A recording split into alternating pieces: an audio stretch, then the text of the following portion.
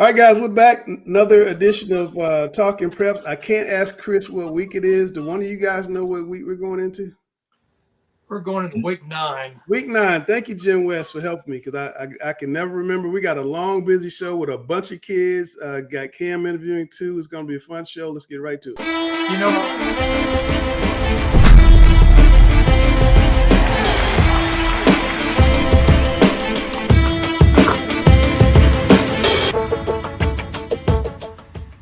Chris, and unfortunately, Chris isn't here because guess what Chris did this weekend, fellas? He got married. Married again. Congratulations to Chris and Heather Hughes. Gary, Chris's anniversary is always going to be in the fall. What should he watch out for? Oh, that first anniversary is always special to the wife, and she's not going to understand why Chris wants to go watch a high school football game on their first anniversary. I went through the same thing, and my wife didn't understand. This was a little different, though, Gary. Yeah, she was like, "You can let somebody else call plays, can't you?" I was like, "No." She said, "Well, you missed school." I said, "Well, missing a football game is different than missing school. There's 180 school days. There's only 10 football games." That's right. That's right. Well, congratulations to Chris. We will remind you next year, do not celebrate your anniversary on the football field and take Miss Heather somewhere nice. He had a great wedding downtown Charlotte. So congratulations to Chris. Unfortunately, we got some bad news to report. Jim, 3 Fayetteville Smith football players were killed in a car crash. Jahian Elliott, Trevor Merritt, and Nicholas Williams, according to Cumberland County school officials. I think we lost a young man in the Charlotte area early this year. Just your thoughts and prayers go out to the family, but do you have anything to add, Jim?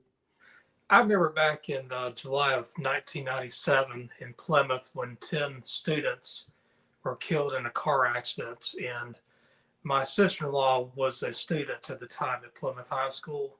And I'm going to tell you right now, it's going to take a lot of people to look after those the students that are at E.E. Smith right now. It is not an easy situation. There is, besides the Elliott family, the Williams family, the Merritt family, you got a lot of kids right now. Their hearts are really heavy right now. And it's going to require a lot of, I believe it's going to require a lot of guidance. It's a very difficult situation, and right now football is one thing. We can debate about how important it is. This right now is lives. We got to look after our students. Gary, as a football coach, how do you handle that with the remainder of your team? Because football is a lot of kids, so there's a lot of emotions going a lot of different ways. How do you handle that? I can remember when I coached at Providence, we had a player to die in a car accident right after football practice. Yeah. And so it's rough. I'm sure the schools will bring in people to help the kids deal with their grief. You just have to let the kids deal with the grief the way they see fit. But they didn't play the game Friday, did they?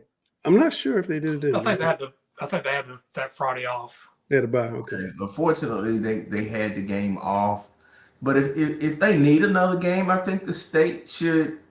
I don't think they should award them a win or a loss. Just say, hey, they only played 9 games, and just take that into consideration because dealing with 1 is tough enough. Dealing with 3. 2 years ago, the University of Virginia dealt with 3 football players being murdered. Yeah, and they canceled the rest of their season, and that's understandable. Whatever this in the best interest of the rest of the kids, I think that's what they should do at E.E. Smith. Yeah, absolutely. That's a tough situation. Let's flip the script a little bit. Dale, you like linemen. And Charlotte Country Day has a lineman, Charlie Stouffer, 6'6", 320-pound junior. They're doing a lot of running behind Mr. Stouffer. They are 5-1 after they beat Metro Christian. They've scored more points this year already than they scored all of last year. What do you think about Mr. Stouffer and Country Day? Well, I do like linemen, and he's a big guy, big guy. 6'6", 320, big boy. Exactly. He's a very big boy. I looking at the traditional Charlotte private schools, and Country Day is one from, I guess, the past that I would like to see do better. And they do look like they have some potential here of size is a big issue. Well, they have 2 5-star recruits on their team, so Right. Well, each of the privates have various star players. Yeah. Each I think each of the privates have a few of the star players, but trying to keep up with Providence Day is one thing, or another thing. But I think this ball player right here brings a lot to the program to help them move this program maybe up into a little bit better competition with Providence Day. Gary, do you think Country Day's ready to challenge the big dogs, or they need to take another step? Well, I think they got to, take another step, but they're going in the right direction. It's hard to turn around a program overnight. Because not only do you want to have success, you want to have sustained success. Yeah. And so look like they're having some success, and now they want to, take the next step and have sustained success. I don't think you can, put it all on one game, because then if you lose that game, then that's just like the other ones didn't matter. Yeah. So, just build week to week, season to season, and hopefully in the long run, you're competitive with your peers. All right. Butler had a big win. They debuted a brand new field. Turn the music off. There's a new field. Dale, you saw the field. What you think of that turf out there? It looked really good on film. It doesn't just look good, and honestly, it looks great. That red, I love that red and the black together. Yeah. But that field it looks better. The green is a better looking green, and it feels better. To me, that was the first thing I noticed when I stepped on it, was how much it felt like grass. Yeah. More so than I haven't been to Ballantyne Ridge, so I don't know if their stadium turf is more like, say, Palisades, or if a change has been made and Ballantyne Ridge has this. But it's a tremendous difference, say, from walking on Palisades turf and walking on this turf. Well, tell me about the game. Well, tell me about the game. You were at the game, and you gave us some highlights. Yes, I did. So, what a great running back we got here. I thought Butler played. My opinion was that, of course, the energy. Yeah, that was a hit. There were a couple of great hits. That one just stood out to me. That's why I texted it to you guys like immediately. It was a fantastic hit, fantastic defensive play. But Langston, the thing that I mentioned to you and I've mentioned to others is that the energy that Coach Hales has with this team, to me, is a striking difference from his previous tenure here. Not to say that he wasn't committed or anything else, but that whole energy that he has it's like a different level, and the kids are latched into it. Yeah. And also, this team is starting to, from what I've seen from, say, some film in game, the early season to now, and this is the first time I've seen them in person, they are executing better.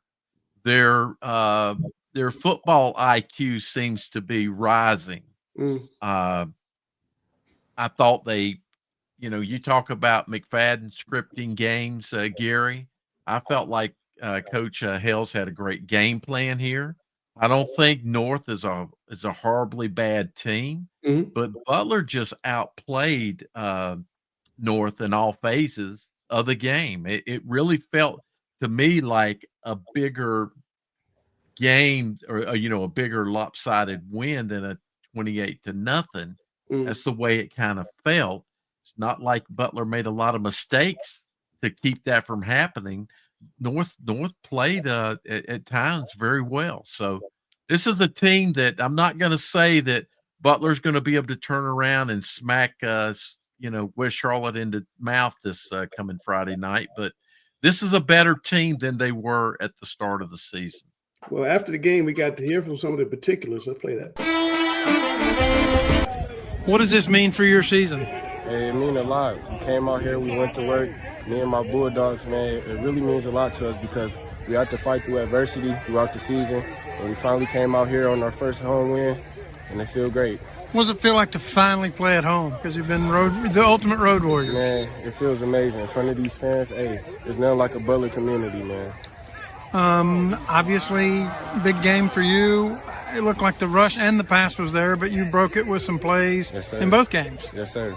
Was that the game plan work for you this week? Hey, yes, it did. Yes, it did. Whenever we go out there, you know what I'm saying, as a team, we try to figure out how we go out there and just get a dub at the end of the day. Obviously 2-0 in a conference that many consider the best in the conference, in the state. You got West Charlotte, you got Mallard Creek, you got Independence coming up. What does the future look like for you guys? Hey, we just want to go to work, finish out strong.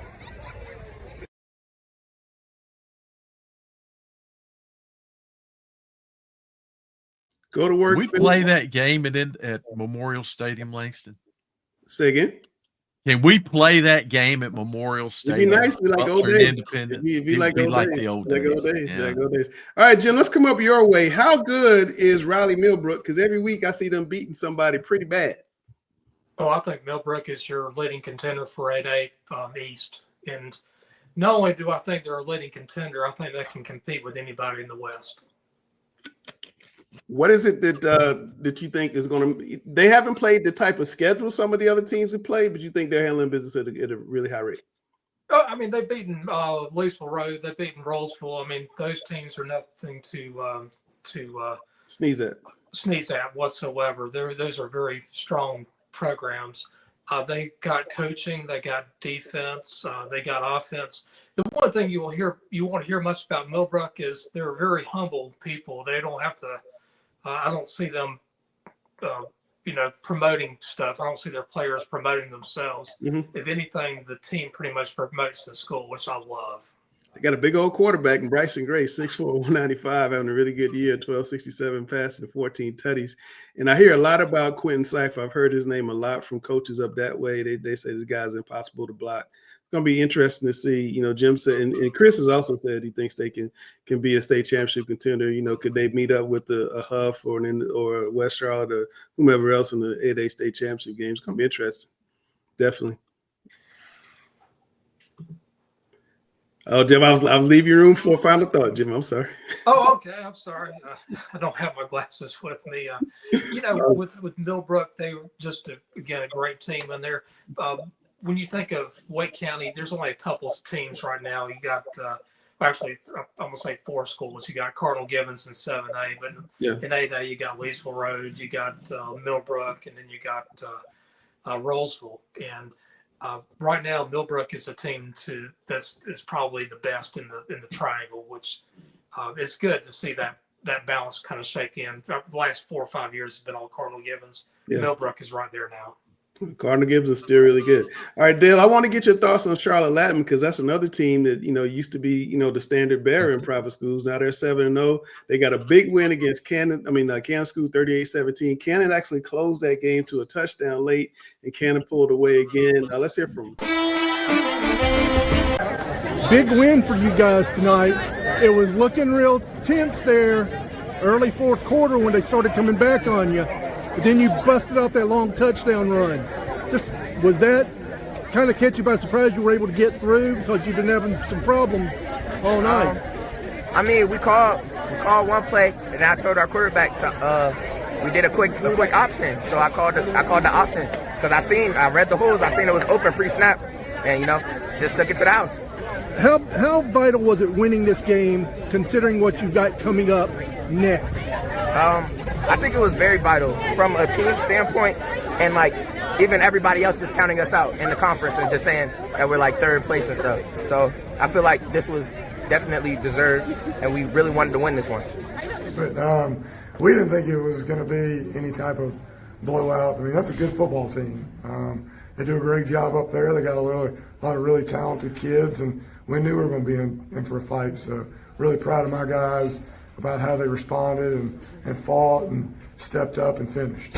Again, when you play a game like this against a good opponent, you can't turn the ball over like that. And you can't, when we get in the red zone, we got to score when we get four opportunities in the red zone, and we don't, and we turn it down. And 7 minutes left in the game, we get an onside kick, go down, kick a field goal to cut the lead to 7, and then give a big play back up. You know, it's just, that hasn't been our DNA all year. And it's kind of frustrating. It's like one of those nights where you feel like everything is just not going your way. The plays that we got drops in the end zone for touchdowns. We rarely turn the ball over, and we turned the ball over tonight. And, you know, hats off to Latin. They did some really good things, but it really hurts when you beat yourself.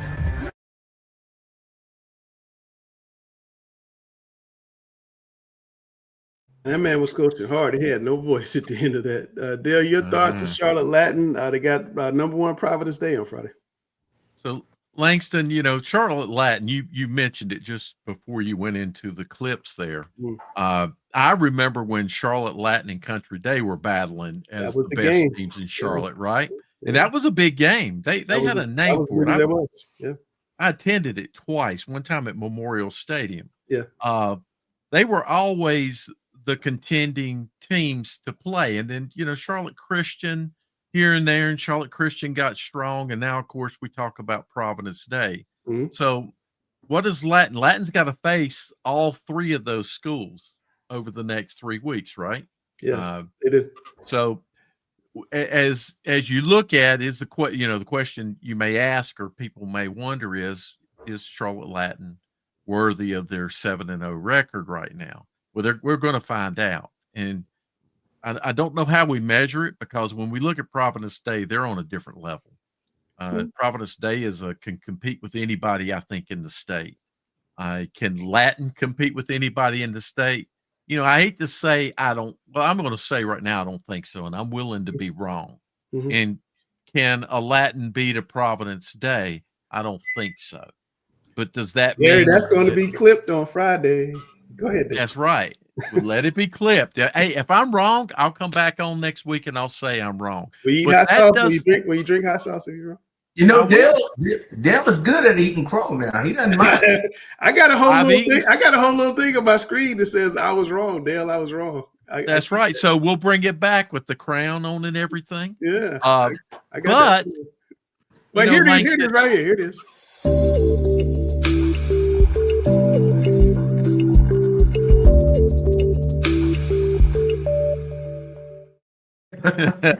That was my granddaughter's crown. Put that on me. Now my newest granddaughter's got another crown she puts on. I made that because he was wrong so often. Yeah, I'm just kidding. But the thing here is that you can't let the Providence Day game drive where Latin may be bringing their success to. Great point.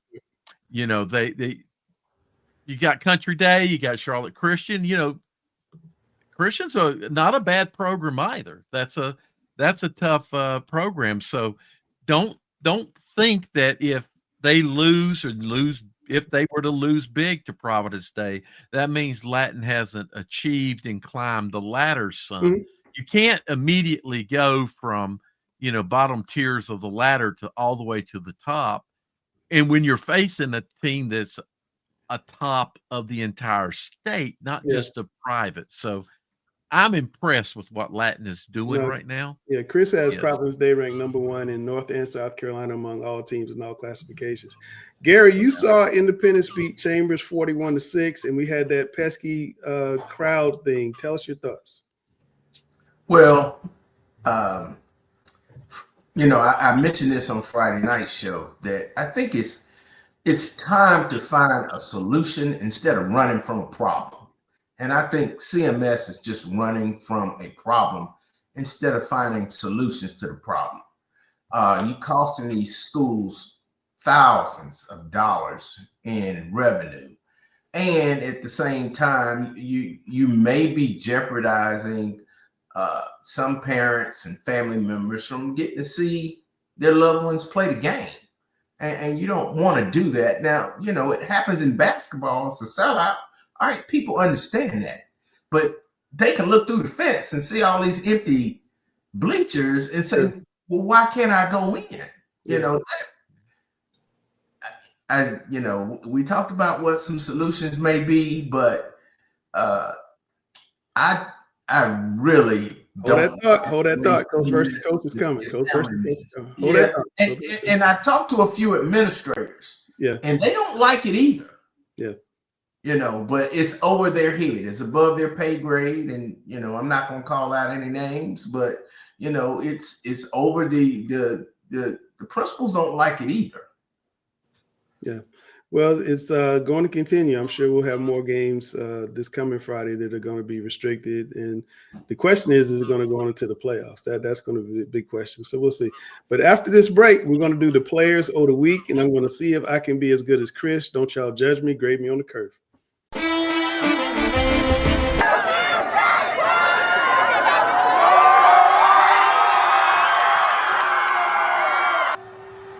Every week on Thursday and Saturday morning, get the latest in high school news from around the region in the Charlotte Observer's free newsletter, Talking Preps, the newsletter. Make sure you sign up now.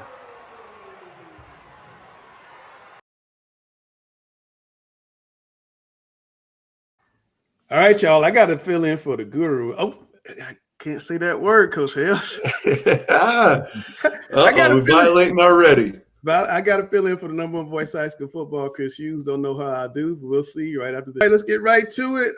Gary, we have Alexis Rosario Beltran, Concord, senior kicker, made a 52-yard field goal, which was a school record against Carson on Friday. He broke his own school record of 47 yards.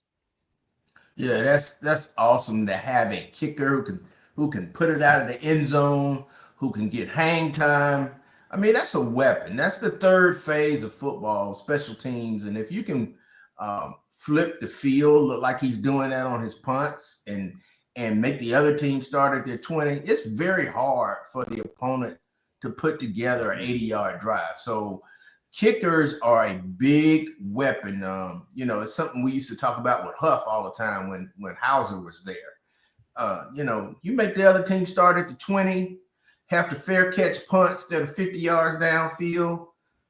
That's a huge weapon for your defense and for your overall approach to the game, because you don't have long drives and you're defending long fields. That's a great job by him. All right, next up we got Aiden Bornhauser. I hope I'm saying his name right. Aiden's in the back. He's a big dude. He might beat me up. He's a senior lineman in the Hales. He rarely came off the field. They beat Union County 28-27. They had 358 yards of offense, doing a lot of running behind Bornhauser. On defense, he had 3 tackles, a tackle for loss, and a sack. Busy man. I like seeing that, playing both sides of the ball like that. I know that's a tough thing to do, especially, playing up front like that. It's one thing to be a skill guy where all you're doing is running around doing things like that. But Aiden, both sides of the ball, playing offensive, defensive line. How do you feel on Saturday mornings? Hey, no lie, Coach, Saturday mornings are rough. I'm mainly just on the bed all day, just recovering, trying to, my mom actually gets mad at it because she always wants to do something, and I'm sitting there in pain. What hurts? That excuse. Keep using that excuse. Yeah, what hurts the most on Saturday? Is it back, legs? Oh, it's just soreness in my legs, but I'm usually back on the next day. What do you like playing better, O-line or D-line? Honestly, O-line. It's an underrated position. The tackles is all flashy, but pancakes, it's just as fun for all linemen. Hey, I'm one of you guys, man. Believe it or not, I was a 300-pounder once upon a time, and I'm definitely down with that. So 2-part question. What's your favorite drill in practice? What's your least favorite drill in practice? And don't say conditioning, because I already know that's favorite drill is the board drill. That's one-on-one, head-to-head competition right there. Yeah. And really just puts the bigger dog wins. We hear a lot about the board drill on this show. Coaches challenging players on the board drill. Would you ever go up against your coach on the board drill? Would he dare to challenge you on that? I actually have, some practices coaches will, suit up trying to give us a challenge. Yeah. And actually I beat my coach in the board drill. Your line coach or Coach Washington? Which one are we talking about? O-line coach. Okay. Have you ever gone against Coach Washington? No, sir. No, he was a bad man back in the day. That's what I hear. He was. I'm telling you, he was a bad man. Tell us about the season. How you guys doing so far this season? What are you expecting for the remainder of the year? At the beginning of the season, we started rough, but we started to flip that. We're now on a 3-win streak, and we're starting to look good now. Starting to play as a team. I love to see it, man. Well, look, thanks for joining us on the show. Best of luck. Get you some Bengay, rub it in. Make sure you stay ready for next Friday. All right. Yes, sir. All right, Thanks man. Hey, all right. double cheeseburgers work good too. Double cheeseburgers help too. Double cheeseburgers. As Steve Smith would say, ice up, son. I like his comment about the pancakes. That's right. Yeah. All right. Next up, we got Jalen King out of Cleveland up in the eastern part of the state. I'm going to come to you, Gary. 49-28 win over Garner. He had 12 tackles, 3 tackles for. I'm sorry, Dale. 3 tackles for a loss, the sack, and the fumble recovery. So that play right there, great vision and great movement to the ball, and what a hit and a tackle. No, he's doing it all over the field. I mean, Cleveland, again, they're off to a great start. We've seen Cleveland be good. Hampton, what's my man's name, Gary, from Chapel Hill? We named Mr. Football. Marion Hampton. I'm sorry, Marion, if you're watching. You're my dude. So we're very familiar with Cleveland. They look like Chapel Hill out there a little bit, playing a little better than Chapel Hill right now, but that kid's all over the field. Good gracious. Look at that hit there. Yeah, it was. Yeah. He's having himself a game. All right, good now we're going to move a little closer to Charlotte. We got Chaz Portis, the son of Miami Hurricane and NFL star Clinton Portis. Hales, he had 162 yards of all-purpose, 40-yard catch for a touchdown. He had a kickoff return for another score. He's rolling. Myers Park's rolling. Yeah, man. I mean, look, it's just a long, smooth, fluid athlete out there. And I mean, this is a kid, you could tell he gets the ball in his hands, and, you better start working on your pursuit angles right away because he's going to do something with it. And that's the scariest thing right there as a coach. When you see like a mishandled ball like that, and the guys start to get out of their lanes, and a kid like this going to see some opening, and man, it's nothing but green grass, goalposts, and you're going to start hearing the fight song real soon. I think the thing I see there is just that breakaway speed. I mean, he catches the ball, he's even with the guy, and the guy has an angle, and he's still just running away from him.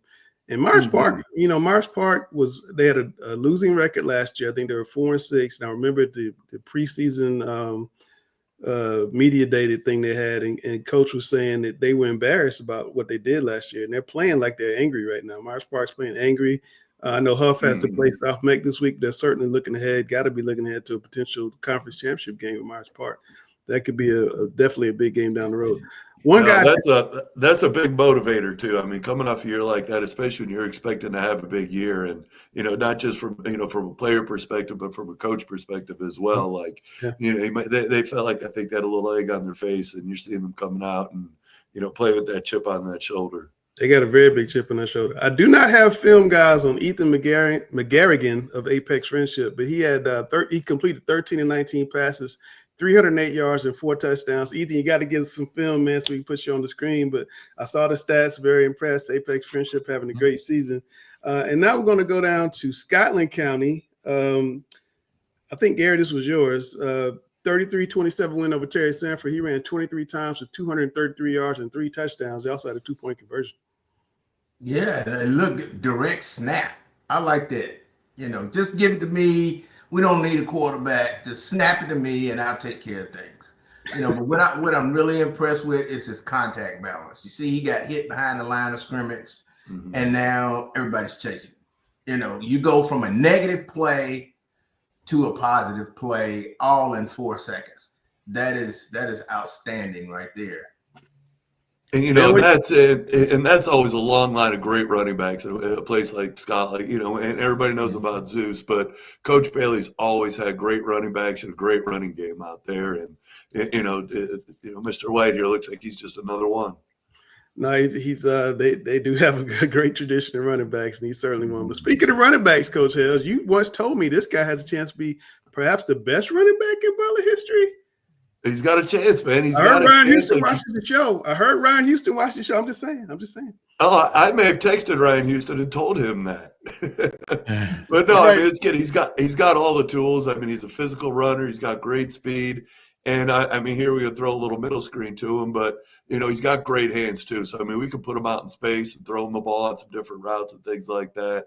I'm sure if we needed to put him back there at kick returner, we could as well. But no, it's definitely a luxury to have him back there, be able to turn and hand the ball to him. Dale, you saw Mr. Thomas Wright in person on Friday night. What'd you think? Impressed. He's strong. He takes contact, delivers contact. Watch this right here. He's a good ball player. I hate that screen pass. As I recall, that was a nice play by him as well. I hate we didn't get the full video there, Langston. Yeah, we throw a couple. You think Coach Hales is trying to hide some of this film from future opponents? Is that why we're not getting a complete play? It's because Coach Hales. Once we get Sam on here, we're going to talk about film a little bit later. We're going to talk about some film issues. But no, man, I wish it was on there. But I mean, you see this kid here. I mean, he sees a hole. He puts his foot on the gas, man, and he's always going forward. Like he's always taking people with him. Very rarely you get to see him get knocked backwards. And he's a kid. He doesn't say much, but but when he does speak, like his words carry a lot of weight in our locker room. Yeah, no, he had a very impressive game. All right, I want to talk about one of the best. He did it again. Coach Hales did it again. That's not me, man. That's not me. All right, I want to talk about one of the best recruits in the country, Jalathan Mayfield of Lincolnton, the 35-34 win over Shelby. He had 4 rushing touchdowns on 9 carries, 2 pancake blocks, 18 tackles, 4 sacks, and a fast breakup. It's no wonder that Alabama, Michigan, Ohio State, Florida, and all those schools in Charlotte want him to come to their school. What do you see here, Dale? I'll say a real good ball player. I didn't realize he had that many big offers. Oh, he's got everybody. You can see why by his play for sure. Well, we're gonna bring him. We're gonna bring him on in right now. Jalathan, break us some news. Where you going to school, man? Tell us.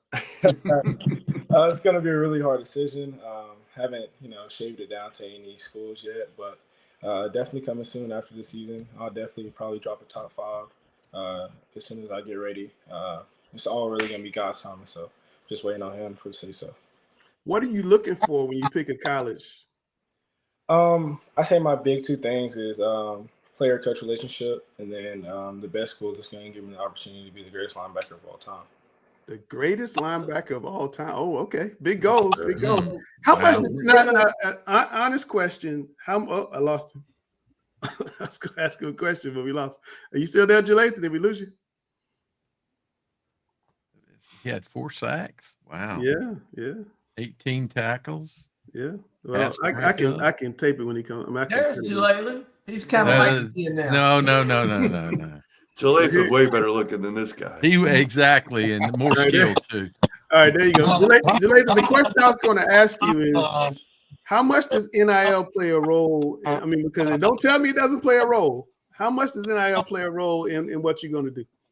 I haven't thought too much about that, honestly. You haven't thought too much about being a thousandaire in a couple of years? Not really, to be honest. You ain't thought about buying Mama a Mercedes? None of that? I definitely want to take care of my mom for sure. Okay, all right. For sure, I definitely. You got any headphones, big dog? No, sir. Like AirPods or something like that? Not right now.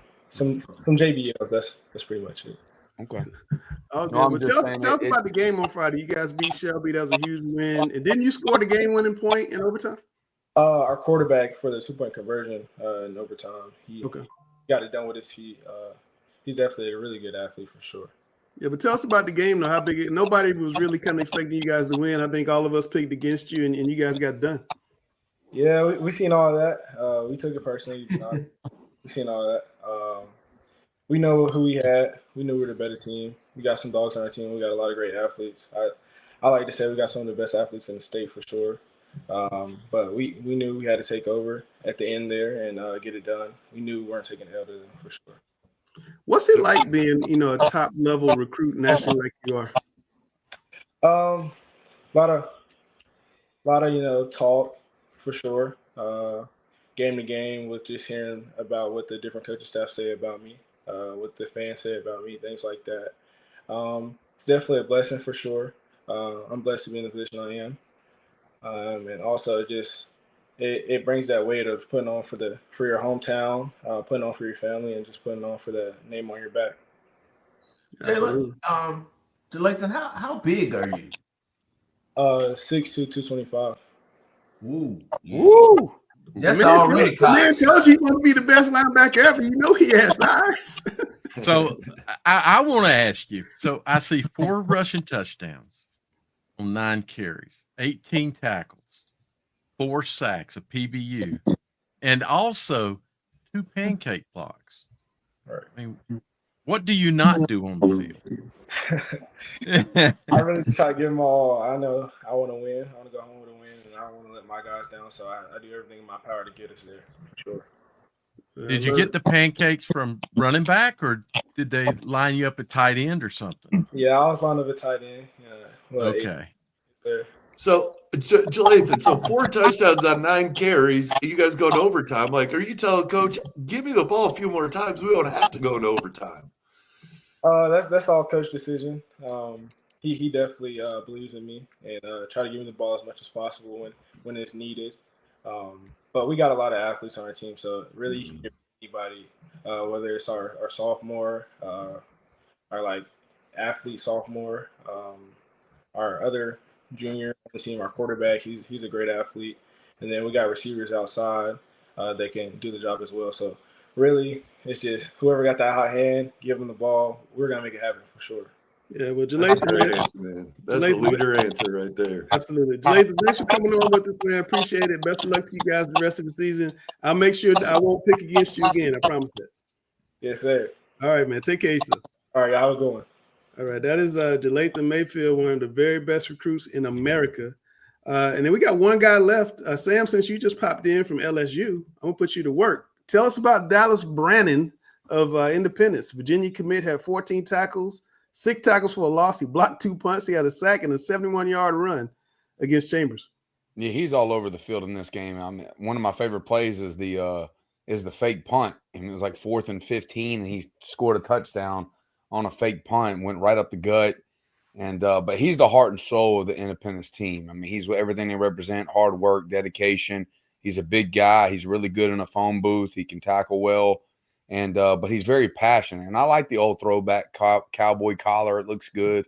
So he's my kind of guy. I like the way he plays, and he's an even better person than he is even on the field. Like if you ever meet this guy in person, I've had a chance to meet with him with different interviews, and he's a stand-up guy. He's a really good man, even outside of football. He's, like I said, he's a better man than he is even a football player. Yeah, we're going to bring Dallas on in just a second. But, Hales, can I get you to say something nice about the Independence Patriot?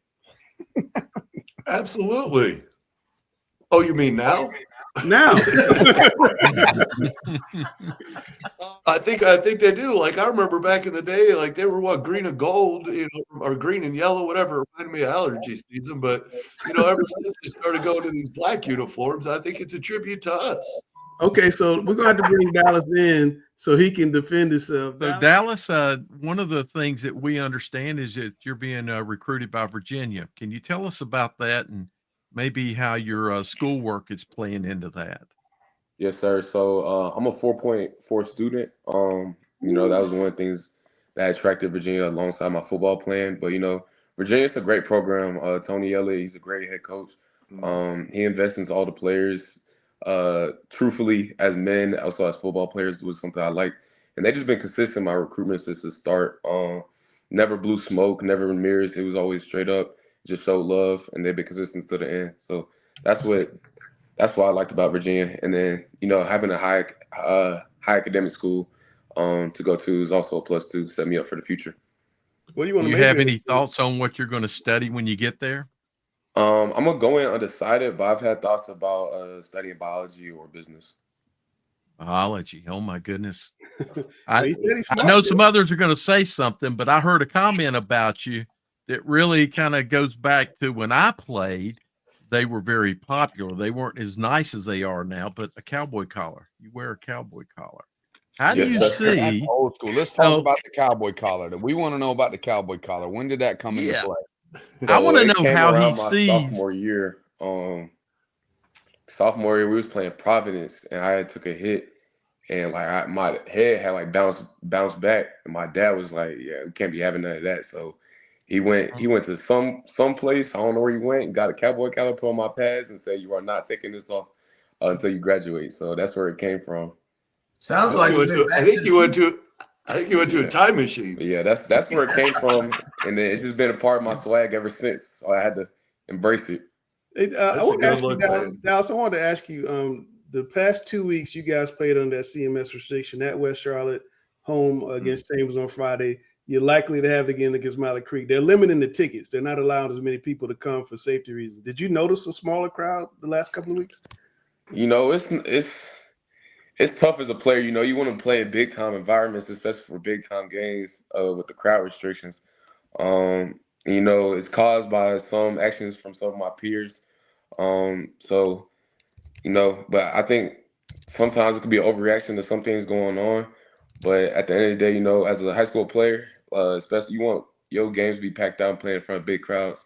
Like I think our senior night is restricted by tickets also, so that's kind of crazy thinking about it too. Um, so you know, I feel like it's kind of hurting the experience for some of the athletes as well. Yeah, is it disappointing to have that happen? None of my family have missed the games, but it's definitely disappointing. Especially on our homecoming night, seeing the chamber side kind of empty and some of our side a little bit empty. Even playing the West Charlotte game, playing in that game my sophomore year, seeing how packed out it was then, and then seeing it now, you know, it was kind of disappointing. All right, Coach Hales is here. Tell us what makes the Butler rivalry special. So the Butler Indy rivalry is special. Just in the fact that you know a lot of the kids on both sides.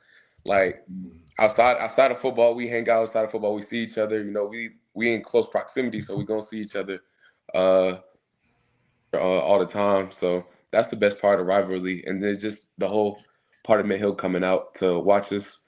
And the best thing playing for McFadden, he keeps it real as a head coach. Like he'll tell me when I'm playing bad, when I'm sucking, what I need to work on, just constantly making me improve on the field by tough love. So that's definitely the best thing about playing by him. He never settles for his expectations. All right, Dallas, man. Thank you for coming on. We appreciate you. We'll catch you. We'll get you back on. That was kind of...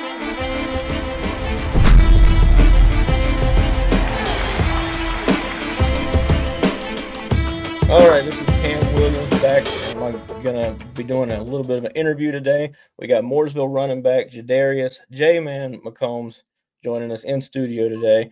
Okay, I got to ask, where did the nickname J-Man come from? Did you give yourself that name? Or no, I got else? the name when I was, I think I was about 4 or 5. My grandmother had, she always called me the man of the house since I was a kid. So my mom ended up just, my name being Jadarius, she just threw the J in front of it, and the name kind of stuck since then. So everybody been calling me J-Man since I was like 3, 4, so 13 years now. Okay, I got you. So how long have you been playing football? You've been playing your whole life? I started when I was 4. Okay. I started tackle when I was 5, and I've been playing ever since. So I've played all around like Catawba County, the Charlotte area. I was with when the Giants, the NC Giants, when we were SRT, we were kind of popular around 2020 through 2023. So I played with Jamari Nichols at West Charlotte, Davion Jones, Sincere Gray, all those dudes. Like, so we traveled everywhere: Florida, Virginia, Ohio. So I've been playing for a long time. I got to Mooresville in 2020. I moved down here mid 8th grade year during COVID, and I've been here since. Okay, gotcha. So what's that transition been like? What's it like playing, in the Blue Devils uniform? It was kind of semi easy for for me to adjust to it. And you can go back and like find my freshman year film, my first ever game against Davie. Like by that game, it was that by that game alone, you could just tell that I had just took everything I knew, learned, paid attention, and just played my game. Yeah, but I did want to address one thing. I saw it on Facebook. You talked about coverage, and I know we only have limited time, but I wanted to get your thoughts on this because I know a lot of teams outside of the Charlotte region, they feel, maybe neglected, if you will, that they don't get the same amount of attention. That's why we created this show primarily. I know back in 2018, 2019, when they were really revamping this show, they tried to start this show to get more coverage for teams that they can't necessarily always send a writer to. So what's your thoughts on that? I know you expressed some thoughts about the Charlotte Glaze. For us, I think that, and I think it's, it's a 50-50 deal.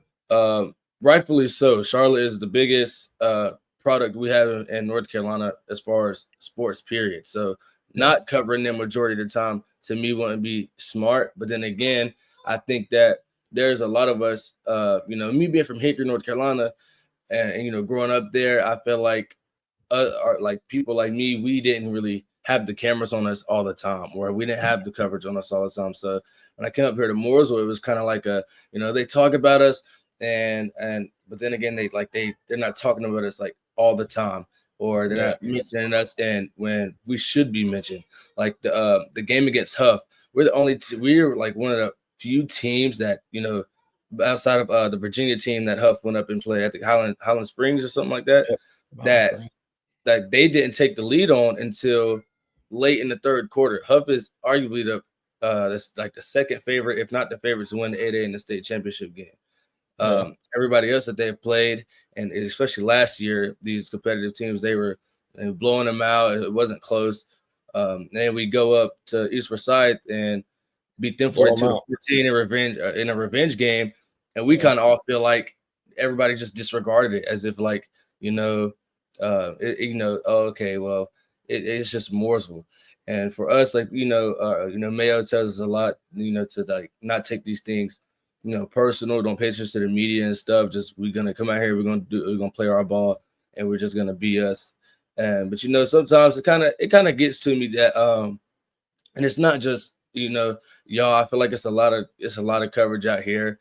Sometimes we feel like there's some bias in our own like Iredell County media that we get. Well, to that point, man, I want to ask, what would you suggest? Because I know Langston brought up the fact in one of our group chats that every week he does a roundup where a lot of the teams that can't get like an individual writer to go to, because you got a limited staff. A lot of these media outlets in general have limited staff, so they might have 3 or 4 writers to go to a game. But he does a roundup where he'll mention all the games within the region's coverage area. But what would you suggest? Maybe spread the love around a little more, or just I don't know. I would say our first 5 games: Weddington first, A.R. Brown, and then Sun Valley, A.R. Brown, Huff, and then East Forsyth. Those 5 games alone, anybody could have came to, and I feel like that just like the Weddington game was week 1. It was probably, in my opinion, was the least talked about game matchup that could be a potential matchup. We'll see them again in the playoffs that nobody talked about. And I'm not even talking about after the game. I mean before the game. So it was like I just feel like the coverage can be better, a little bit better for us, because I feel like, especially this year with the schedule that we've played, because a lot of times in the past years, a lot of people feel like our schedule was kind of soft, and we didn't really have a lot of great games on the schedule. And now that we have played those games, and we were able to go out and compete with these teams that we've had on here and getting battle ready, battle tested for the playoffs, I feel like that they should come out to our games more. But I would agree that maybe 1 or 2 games a year you should definitely try to send a writer out too. And if I'm not mistaken, there was probably a writer at that game against Huff. I could be wrong, but I do think he did send a freelancer out to that one. But the last question I got for you, I did want to ask about the selection to the Queen City Senior Bowl and just what that means to you and kind of, the excitement level for that. What it means to me is, another big step forward for me, honestly. Like, these past couple of years, being here at Mooresville, I've watched countless of seniors get selected for the game and for the Sharon Bowl down, I think, South Carolina with, Jeff Taylor and those dudes. Yeah. So it's just a big step for me because how hard I've, worked to get there. My sophomore year, I feel like I had a major sophomore slump in the 12 years I've been playing football. It was kind of hard for me to, adjust coming out of that season when we lost to Tabor in the second round, 14-19 as a 3 seed. And, I kind of had to self-reflect and look back on what did I not do for my team that I should have been doing that entire year. And to be honest, I wasn't focused on playing my game. And then you see I come out junior year and I had turned it, flipped the script completely because, the week after we lost to Tabor, I was back out in training already. And this is late November, right after Thanksgiving. So, and I kind of kept that same mentality coming into senior year, knowing I would be the starter for all, the rest of the year. And we had the schedule coming up. So I knew that, I'm going to have to be at my best and be elite to match these other elite teams. And I feel like I've done that for 7 straight games. And I don't plan to change anything else about it. Even in the Queen City Senior Bowl, the East is going to get every single ounce of effort and urgency to, from me that, I play with every single game against any opponent. So the West, I definitely feel like, we should be the favorites to win because I'm not going to say because I'm on the team, but I feel like that's part of the reason. So, that's just, it's a big accomplishment for me. And on top of that, I don't know if you saw it or not, but I just became 6th in Mooresville history to pass the 2K century mark. Okay. Since 2007, right behind Jawan Howe. So, wow. That's very impressive for me. And, so the Senior Bowl just been on top of that and winning Homecoming King this Friday is just, I'm grateful. Couldn't be more blessed. Well, I hear you, Jadarius, man. I appreciate you coming on kind of last minute. I know I texted you kind of randomly last night saying I wanted you to come on because I saw your post. And look, it's something that I sympathize with. Everybody deserves coverage. Everybody that's going out there and working their butts off deserves the recognition. But really appreciate you coming on, man, and look forward to seeing the rest of your games. Langston, make sure to cover that Lake Norman Mooresville game.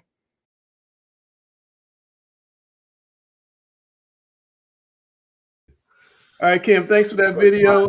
Now it's time for Jim West to do his Chris Hughes impression. I hope you do well. Don't grade Jim on the curve. Here's Jim West, Big 3.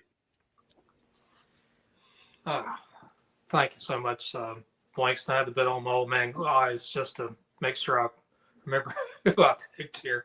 Cleveland at Southeast Raleigh. I'll tell you what, Cleveland is the team to beat in the 7A. And Southeast Raleigh is one of those teams that are just kind of nipping on their heels. They're kind of there with Garner and a couple other teams are just like maybe a little bit behind Cardinal Gibbons. This is a game to watch out. I think Cleveland's going to win. I'm going to say probably 10 to 13 points, but I would not say it would not shock me if Southeast Raleigh picks up an upset. Next game, Cardinal Gibbons of Middle Creek. I always have a bit of a connection with Middle Creek simply because my ancestors used to own that land. It used to be nothing but tobacco fields off of Westlake School Road. So Cardinal Gibbons, they're the team right now in 7A that's got probably the best history in the East for the last 5 or 6 years. They still are just loaded as can be. Middle Creek is, I'm going to say this is probably the best Middle Creek team we've seen in the last 7-8 years. I expect a really good one. Middle Creek 6A, Cardinal Gibbons 7A. I'm going to give Cardinal Gibbons probably a touchdown favored. Now, going really down east, anything east of I-95 is what I call east. I'm sure the people in Washington County and Terrell County and so forth would agree with that. New Bern and Conley. Conley's over in, I'm going to say between Winterville, Greenville area. They have a really good team. New Bern is a team that's always been around. They've won their rings. I think this game is going to be pretty even, to be honest with you. Maybe New Bern with just a slight advantage. Maybe I will say probably less than a touchdown. Both those teams, not the best record. I think New Bern's 5-2 and Conley's Mm. 4-3, but I expect a really good game. If you're out in the East, please consider about going to one of those games. How's the attendance been out east this year, Jim? It's been the best I've seen it since the pandemic, to be honest with you. That's awesome. Awesome to hear. All right, well, that's Jim's Big Three. And now we're going to hear from Cam and tell us about the Big Three games in the Charlotte region.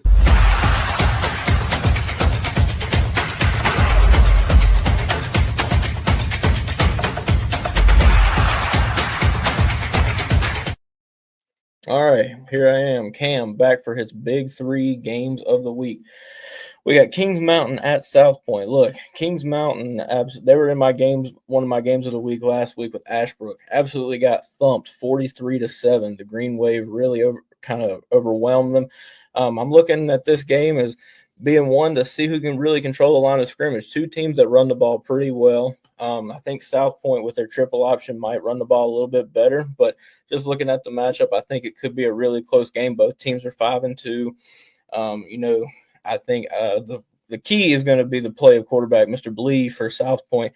If he is able to pass as well as he's known to run the ball, I think the Red Raiders could spring a bit of an upset here. Some might not even consider this an upset. But then moving on down, Porter Ridge at Weddington. The Pirates are 6-2, but this is definitely a different kind of test than anything they've seen all year. Weddington at 7-1. They've got playmakers all over the field on offense and defense.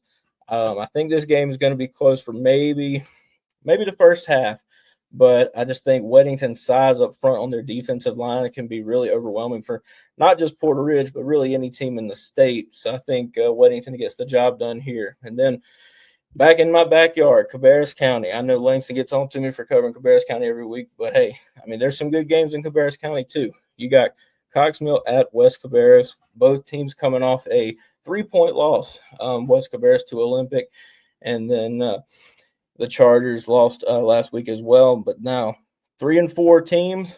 Both teams run the ball pretty well. I know Jonte Harrison, the quarterback for West Cabarrus, he's big guy. He's like 6'2", 230. He can really run the ball pretty well.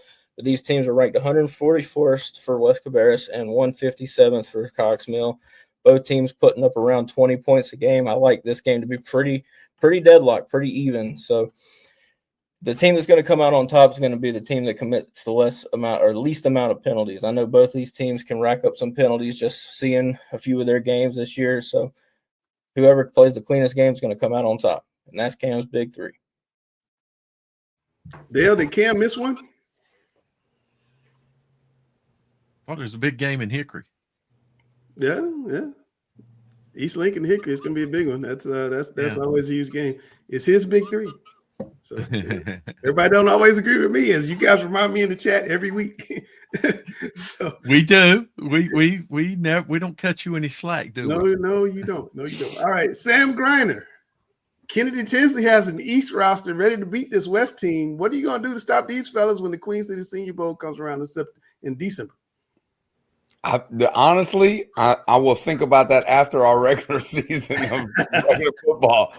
I'm super excited and stoked about a lot of the players on there, because you see them and you play against these guys on the West. I think we got a great roster. I was talking with Sneed the other day from Hopewell. He's part of the staff. And I'm excited about the game. I'll be even more excited if we're able to win the game before this game. Hales, have you coached in the Senior Bowl? Absolutely, man. I got the win in the first ever Queen City Senior Bowl. There we go. Tell us about that week. What's that week like? Well, the first thing is the way we did it, like all the coaches got together and picked a team. So that was the first thing, is just kind of get together with everybody, guys that you compete against and, all that stuff. And then when you actually get to the practices and get to meet all these kids for the first time, and they're all great kids. I mean, you don't get to an all-star game like this without being a hard worker and, a talented kid. So just to be able to spend time with all these kids, and you put together some game plans along the way. But, and I had Joe Evans on my staff too. We had a couple trick plays. I think our first touchdown was a double pass we threw. And, but no, it's so much fun to coach in these games. And, like I said, it's the bonding with the coaches, but then just being able to get with these players that you compete against all year too. And not just all year, like some of these kids you've been, game planning against for 3 and 4 years. And it's so much fun. I think that's like the last time the East won when when Hales coached it. Is that right? Well, that's what it was back. It was just Mecklenburg County schools when we first started it. What I wonder, those coaches, is when you're coaching in a game like this, do you want to like really show what you know about football and the things that you are comfortable running so the other guys know it, or is it just a little bit more vanilla stuff that you show? Most of the time, I'm sorry. Yeah, most time, like I've coached in the game as an assistant. When Farabee was the coach over there, and a lot of times you got all head coaches, so the head coach normally gets to be a head coach, and we kind of oversee stuff. But like you'll have a coordinator, and you'll have those guys run their system, or a lot of times, if a quarterback's used to a certain system, you want to do something that makes him very comfortable. So that's kind of the key. But are you worried about showing Hales what you really are comfortable running during that week? I mean, he really gets to an intimate look at that defense. You won't show anybody. Yeah, well, that defense, they have rules in these games. You can't blitz, you can't do certain things. So, like a defense like that I like to run, it wouldn't be very usable in this style of so play. You like to blitz all the time, and you like to put 5 on the line and come off the corner. That's what you think, yes. It's a zone blitz. You saw the delay right there. You saw the delay, right? See, I know Sam Grady. Just don't ask him to get the film on time, Langston. I know, right? I heard about that. He ain't gonna teach you the rules of his defense. That's the problem. But no, I mean, to me, Langston, with those things, you're just trying to get some stuff together that those kids will be able to run and pick up in just a short amount of time. And and a lot of times it's on the offensive side, it's a lot of zone runs, just because you don't have a lot of time to teach gap schemes and combinations and calls and all that stuff. So you keep that stuff pretty vanilla. Like everybody runs curl flat, everybody runs smash concepts. So you get that stuff in and figure out a way to call it so everybody could just play their best. I think more people take pride in trick plays in this game than they do even the offense. It's like, what 3 or 4 trick plays do we have? What can we hit? Yeah. I think it's really cool because for the longest when I was covering high schools here, there was just the Shrine Bowl, and 5 or 6 kids would go to the Shrine Bowl. And then you started having these super big national all-star games, and 1 or 2 kids would go to those. There'd be so many guys that their last game would be in October sometimes. That's it. And I think it gives them, one more week to kind of be on stage, enjoy the shine. And I think it's really cool. Well, listen, thanks to our crack staff, namely Steve Lytle, we've got some playoff. Gary is always on me about these playoff projections. He loves these things. So here's our playoff projections in some of the lower classifications. And Jim West, since you're, our statewide expert, is there anything on here that shocks you about who's in and who's out in these lower classifications? I see Tarborough's in the top 3, and Lewisburg and Eastern Randolph teams, Reedsville teams I'm familiar with. Was anybody to surprise you on any of these charts? Well, Langston, you got to understand, I'm very farsighted, and I'm looking at a very tiny screen right now, so I have no idea what you're looking at. If you could read me some of the in the 1A, the top 3 in the 1A right now: Kid Pride, Pinetown Northside, Beargrass Charter, and comfortably in the field, Bonnie Cone Academy. And then there's only 23 schools in 1A that play football, so everybody's going to the playoffs. In 1A, the East, the 3 big teams are Kid Pride, Northside, and also Wilson Prep. I think Wilson Prep's the best, but they've played a lot of tough games this early. Yeah, their schedule's kind of lopsided. Yeah. And then in 2A, we got Tarboro, Starmount, and Murphy as the top 3. Comfortably in Community School of Davidson, Christ the King, Corvian Community, which is the 1A Western defending state or regional champs, Mountain Island Charter, and Cherryville. And then outside of the field, Highland Tech and Langtree Charter. There's a lot of decent teams in 2A. Just this last week, South Stanley, I'm not exactly sure where they're ranked. They beat 3A North Stanley 40-0. That was something that I didn't see coming in. Starmount, they actually lost a game last week, 23-20. I think right now you're going to see a lot of movement up and down. I think every team in 2A is going to be in the playoffs. I think there's 45 teams in 2A, but you're going to see a lot of movement up and down in the rankings. I think Corvian, locally, is going to be a threat. And when it comes to playoff time, just because they did such a tough schedule. I mean, they play like the Butlers of the world. They played a really tough schedule, and I think they'll be more battle tested than a lot of these other teams. Yeah, Corvian's probably my favorite in the two-way West, along with like Murphy and Community School Davidson. Yeah. Well, not just that too, but they've got that pedigree now that they're used to winning big and playing in big games and state championship games and multiple sports. So I mean, that carries a heck of a lot of weight. And then Jim, in the 3A, we got Lewisburg, Mount Airy, Eastern Randolph as the top three teams. Comfortably in the field, Lincolnton, which I'm going to show you in a little bit, made a big move in the state polls. Outside of the field right now, West Lincoln, which is a normal, regional kind of a power, Union Academy, Bessemer City, Pine Lake Prep. Well, the big thing on that is I'm not a big fan of the RPIs. And one reason why some teams, I think Lewisburg is a 7-0, which is a great record no matter what. Some teams 7-0s are better than other 7-0s. Right. And I don't think when I look at the 3As, I don't consider Lewisburg to be in the top 12 or 15 or so. They're probably top 20 team.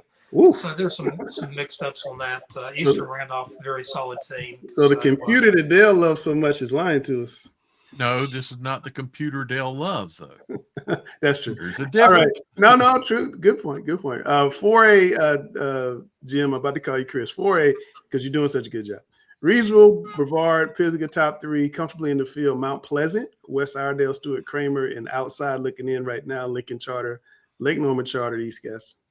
Well, it's going to be interesting with Reedsville because they're right on that two-way east-west, or not two-way now. Gosh, sorry, 4A. I think Reedsville from they go either way. Yeah, they're right on that dividing line between east and west, and I honestly think that Reedsville will end up going east, and I could see that Brevard-Reedsville match up. There might be some teams like Maiden that's going to come in there and say something about it. So Mighty Maiden.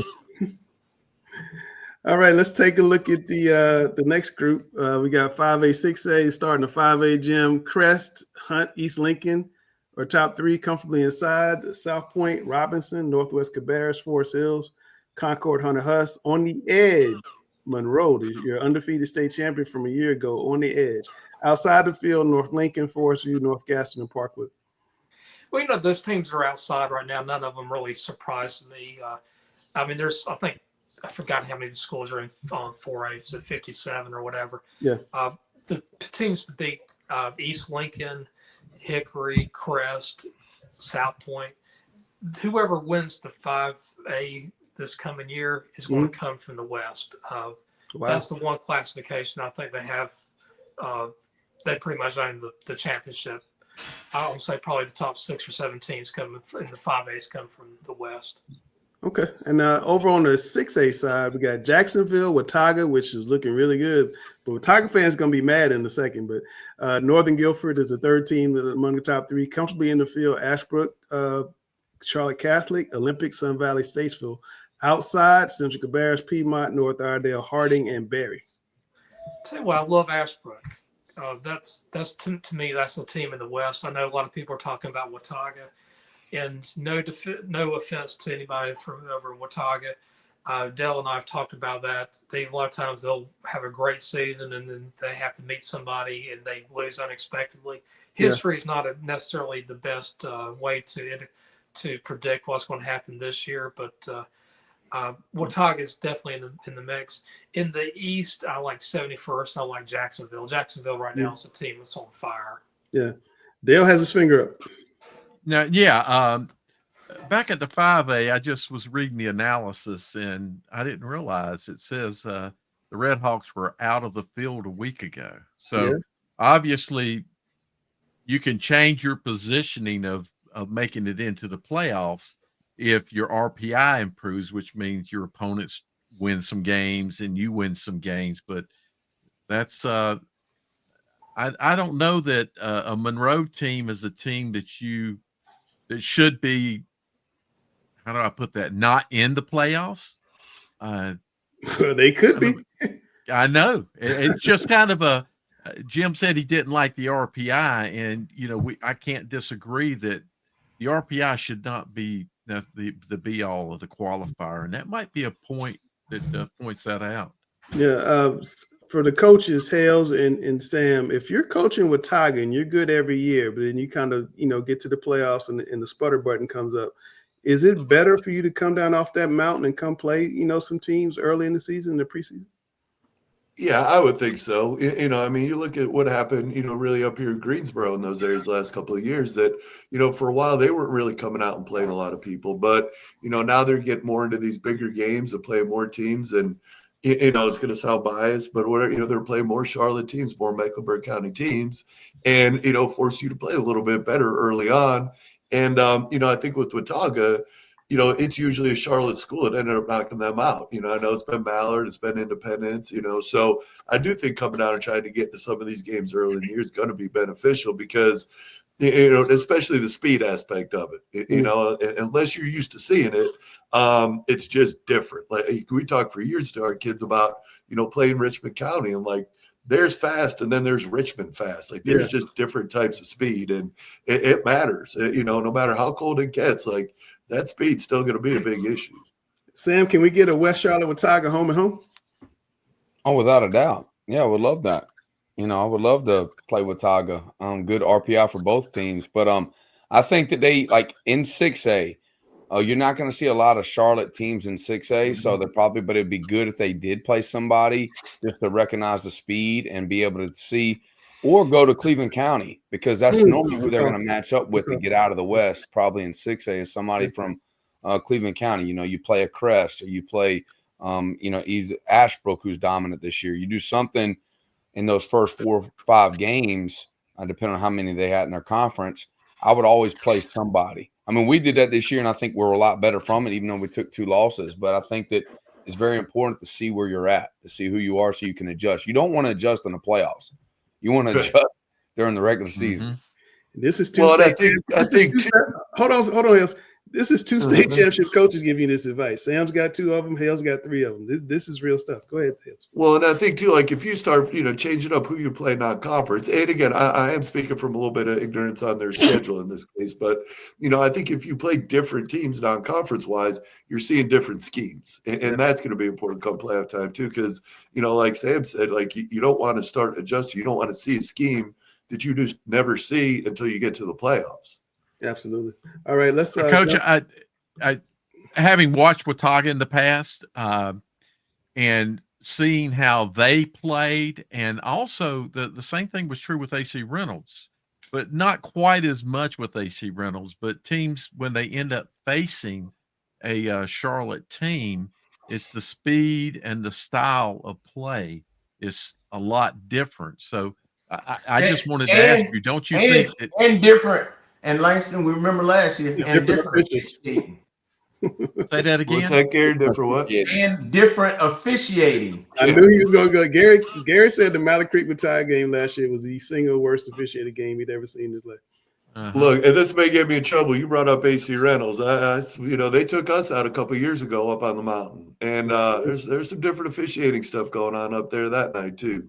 Absolutely. All right, Class 7A, Jim. Top 3: Cleveland, Cardinal Gibbons, and Weddington. Big surprise there. Comfortably in the field: Independence, Lake Norman, Mooresville, Butler, Porter Ridge, A.L. Brown. On the edge: Marvin Ridge, and the outside looking in: West Cabarrus, which is having a good year. Gupperson, South Iredale, North Meck, Hopewell, West Meck, Cox Mill, Hickory Ridge, Valentine Ridge, Rocky River.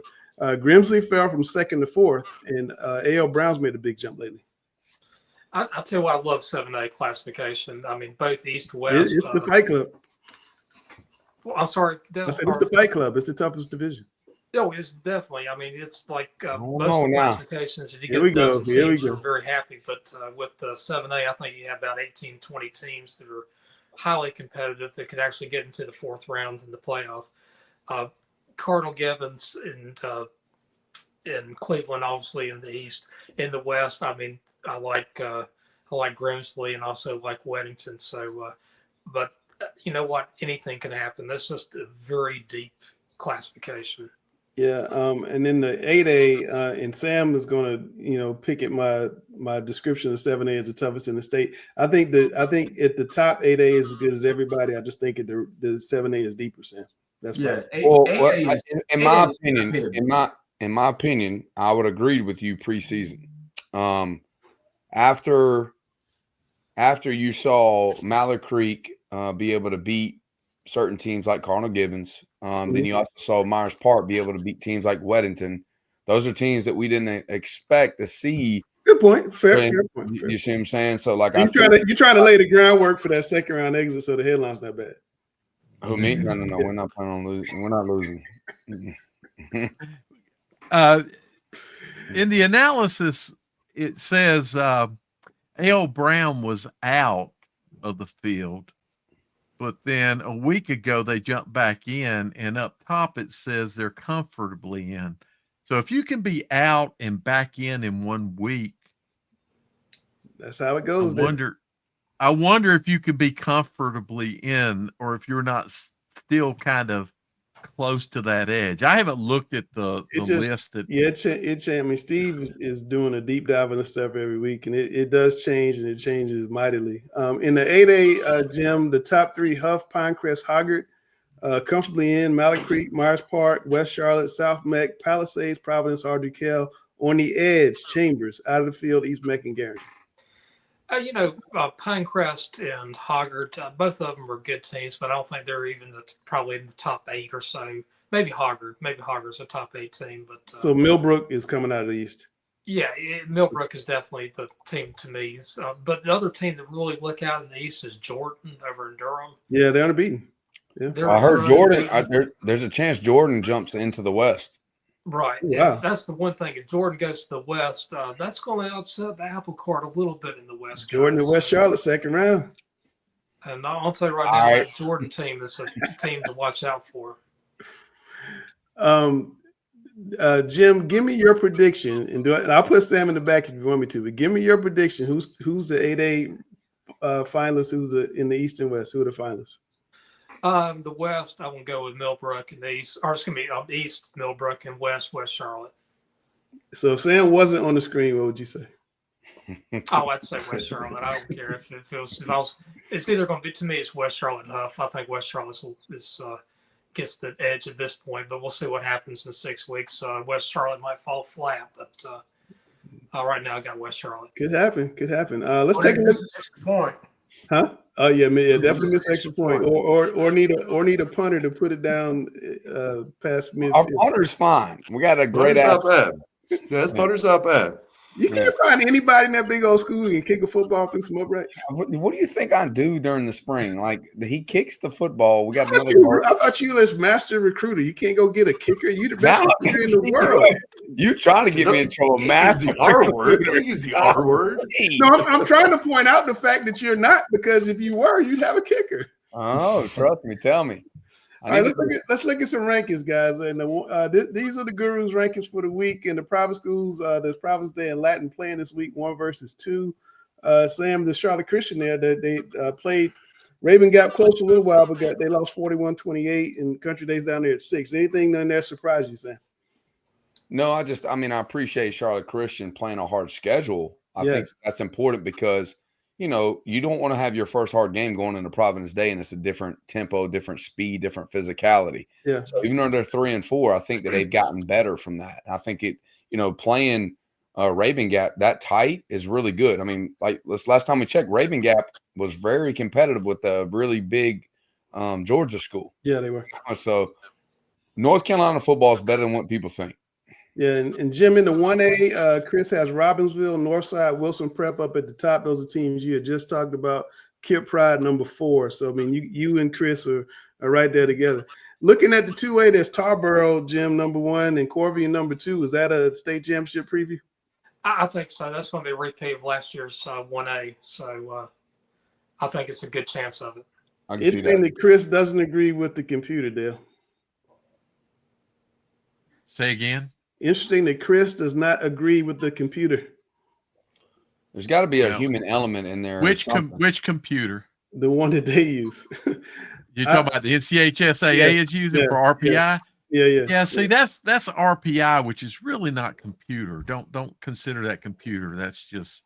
Well, I'm using computer in quotes. That's a straight algorithm that has no deep dive in Chris shouldn't agree with the RPI things. I think Chris should do So the Chris pairings. is right. If you ask me, Chris would do the pairings. It'd be a lot better.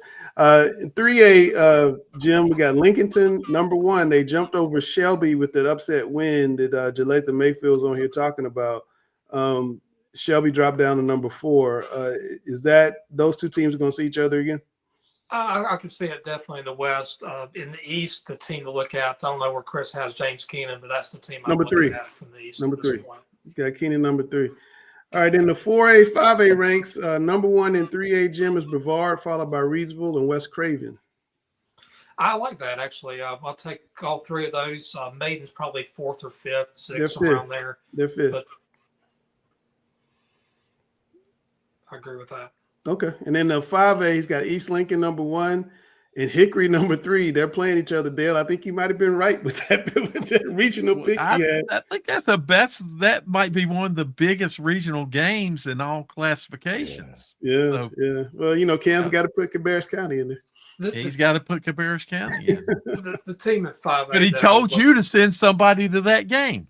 He did. No, he did. He did. Where's that East Lincoln Hickory game being played?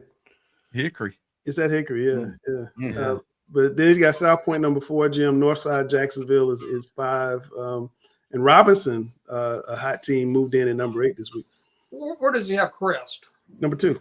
Number 2. Okay, I have Crest at number 1, East Lincoln number 2. I mean, those, and be honest with you, Hickory number 3, because those 3 teams were pretty close to each other. South Point, they beat Hickory earlier on this season. I think they're also a very dangerous team. The one team that I will mention that I think is maybe under the radar is over in Cabarrus County, J.M. Robinson. Yeah, he's got them 8. Okay, I think they're very solid. Yeah, no, they had a big loss to Myers Park earlier in the year, but they're proving that Myers Park's a really good team. They've taken care of business after that. 6A, Jim, we got Ashbrook, number 1, jumping over Watauga. Chris moved Ashbrook up over Watauga after Ashbrook beat Kings Mountain. I think it was 49 or 43-7 on Friday. Watauga dropped to number 2, and I'm sure he's saying this is strength of schedule, which is what we were just talking about. Well, it's interesting. I've talked to Chris about the 6As, and we pretty much have the same 8 or 9 teams at the top. We just have them in different orders. I have 71st as the team to beat in the 6A, and I might have a little bit overrated. Ashbrook is a team in the West that I really like. I have them at number 2 at this point.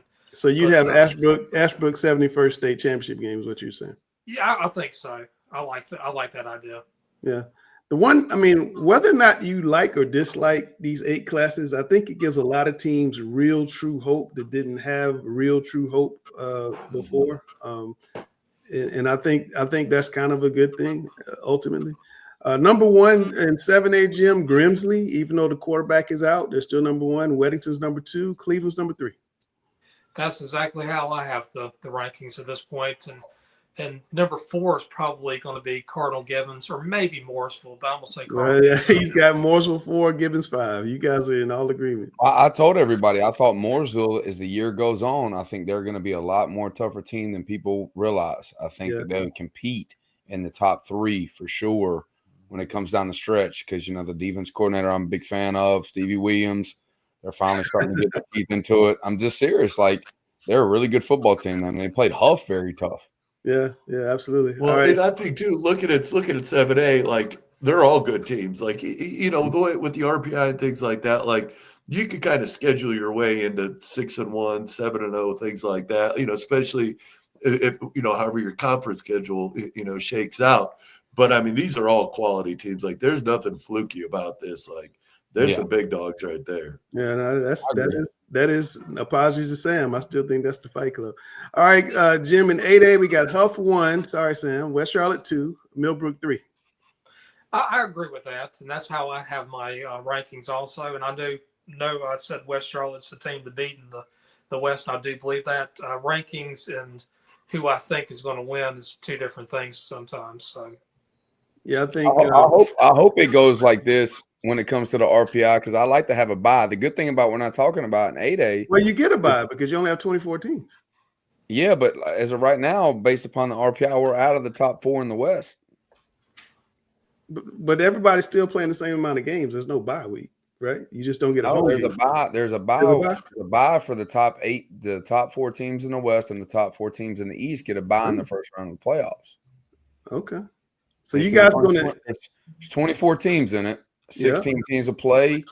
8 I teams got will have a bye. Got you. Okay. All right. So you had to play. You'd have to play a low seed probably the first week. Well, we're hoping that changes by the end of the year, the RPI. All right. All right. Well, those are the state we rankings. got to win games. We got to win games, man. So well, let's You got to talk hope your opponents that you've played win games too. So that's true. That yeah, RPI I'm gonna tell you something right now. Butler is a very tricky opponent. All right. Well, we're going to get to that. Hold on. Let's talk about some games in Charlotte this week. Gary, tell me about South Meck playing Huff. South Meck is on a tear, bro. They won like 6-7 games in a row. They got to play Huff, which is on a tear of its own. They had an easy game last week against Garinger. What do you think about this game? Is there any way South Meck can pull an upset like they could become the anti-Penn State? No. Okay. No way they beating Huff, but they can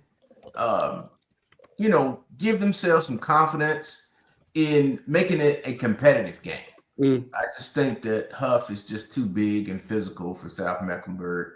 But you just want to see how they compete, and it can go a long way to how South Meck plays in the playoffs and how they compete against Huff. But beating Huff, no way. You agree with that, Dale?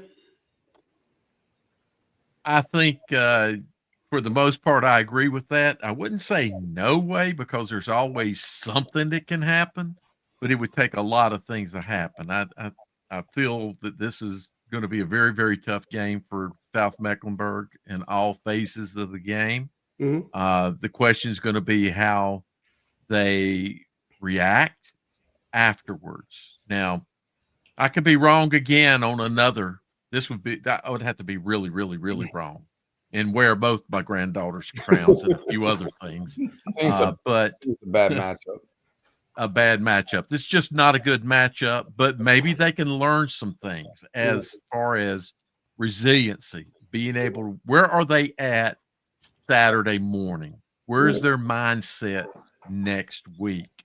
How do they go into this game? You can still go into the game a big underdog and, maybe he takes full play clock every snap and extends. I mean, those are the kind of things I would do. I would find ways to have that clock run, shorten the game so that I don't walk out of there, losing 48 or 49 or 50 some points. Yeah, exactly. If you can, with the new rules of not getting a running clock versus a team like Huff, then you're a good football team. I mean, they're going to run a clock most everybody they're going to play, in their conference and anybody else. So I think that if they keep this game in tight, but they run the ball extremely well, but Huff's linebackers are really good at stopping the run.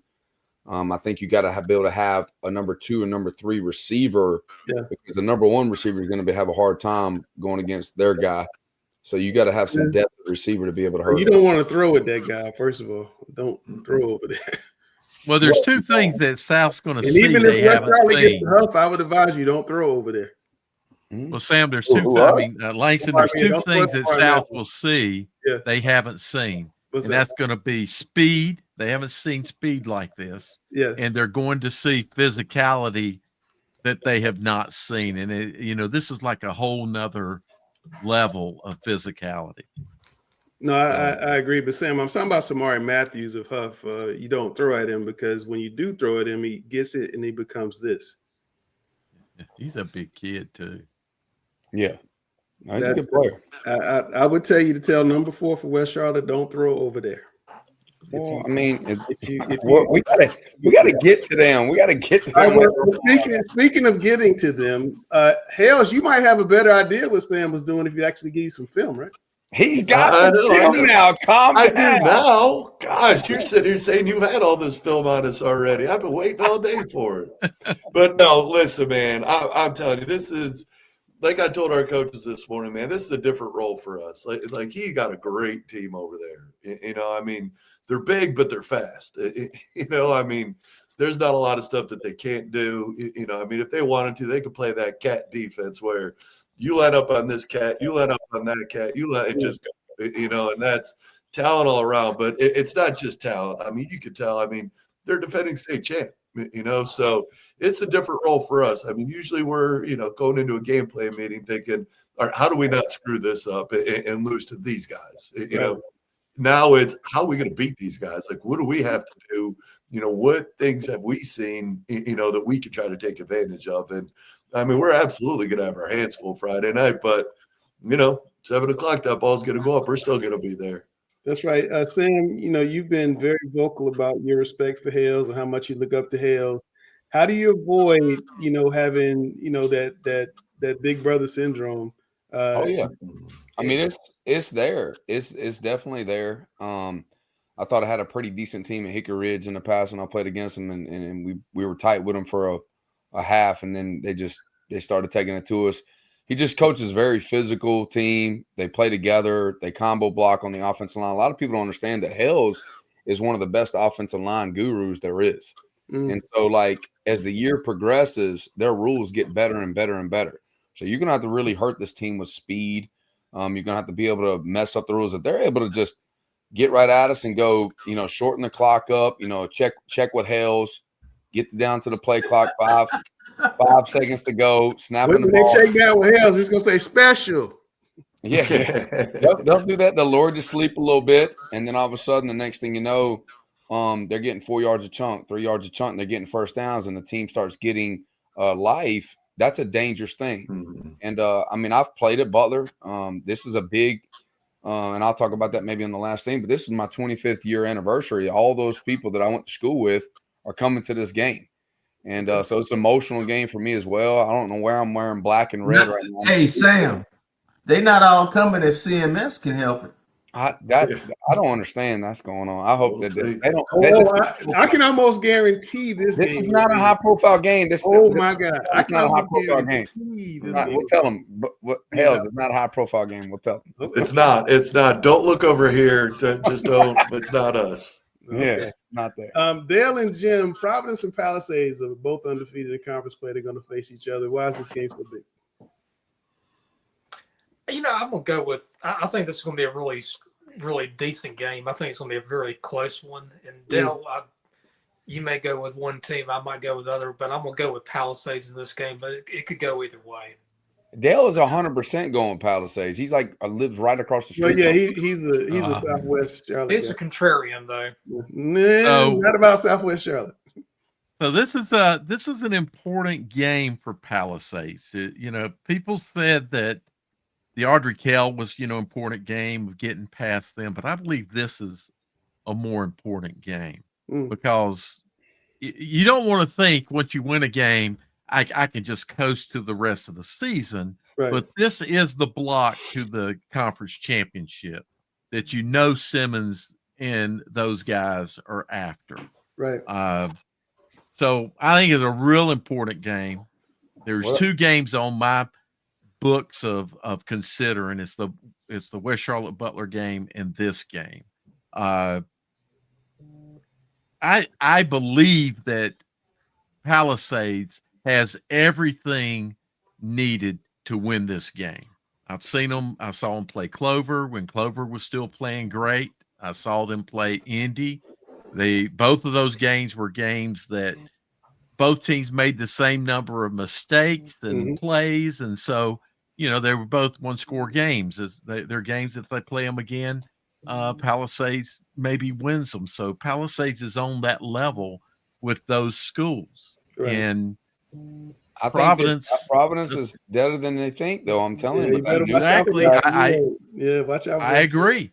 I told y'all. You can't overlook them. When the guy took over at quarterback, when he played against us. When we had on the show. Yeah. Exactly. I said, it is different. Wait till he starts getting better and better throughout the year. He is really good. And I think the team rallies behind him. I really think he's good. Yeah.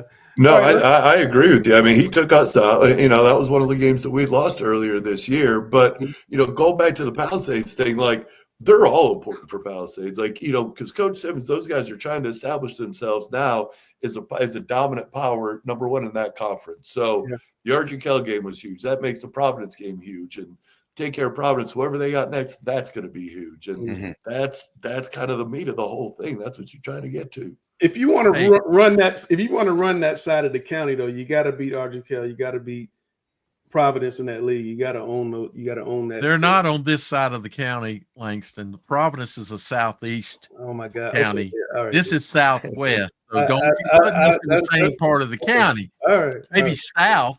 But the Coach Simmons made a comment in the was it last week when you had the interview with him, and he talked about finishing. Yes. And that was their problem in Clover, and that was their problem against Indy. Yeah.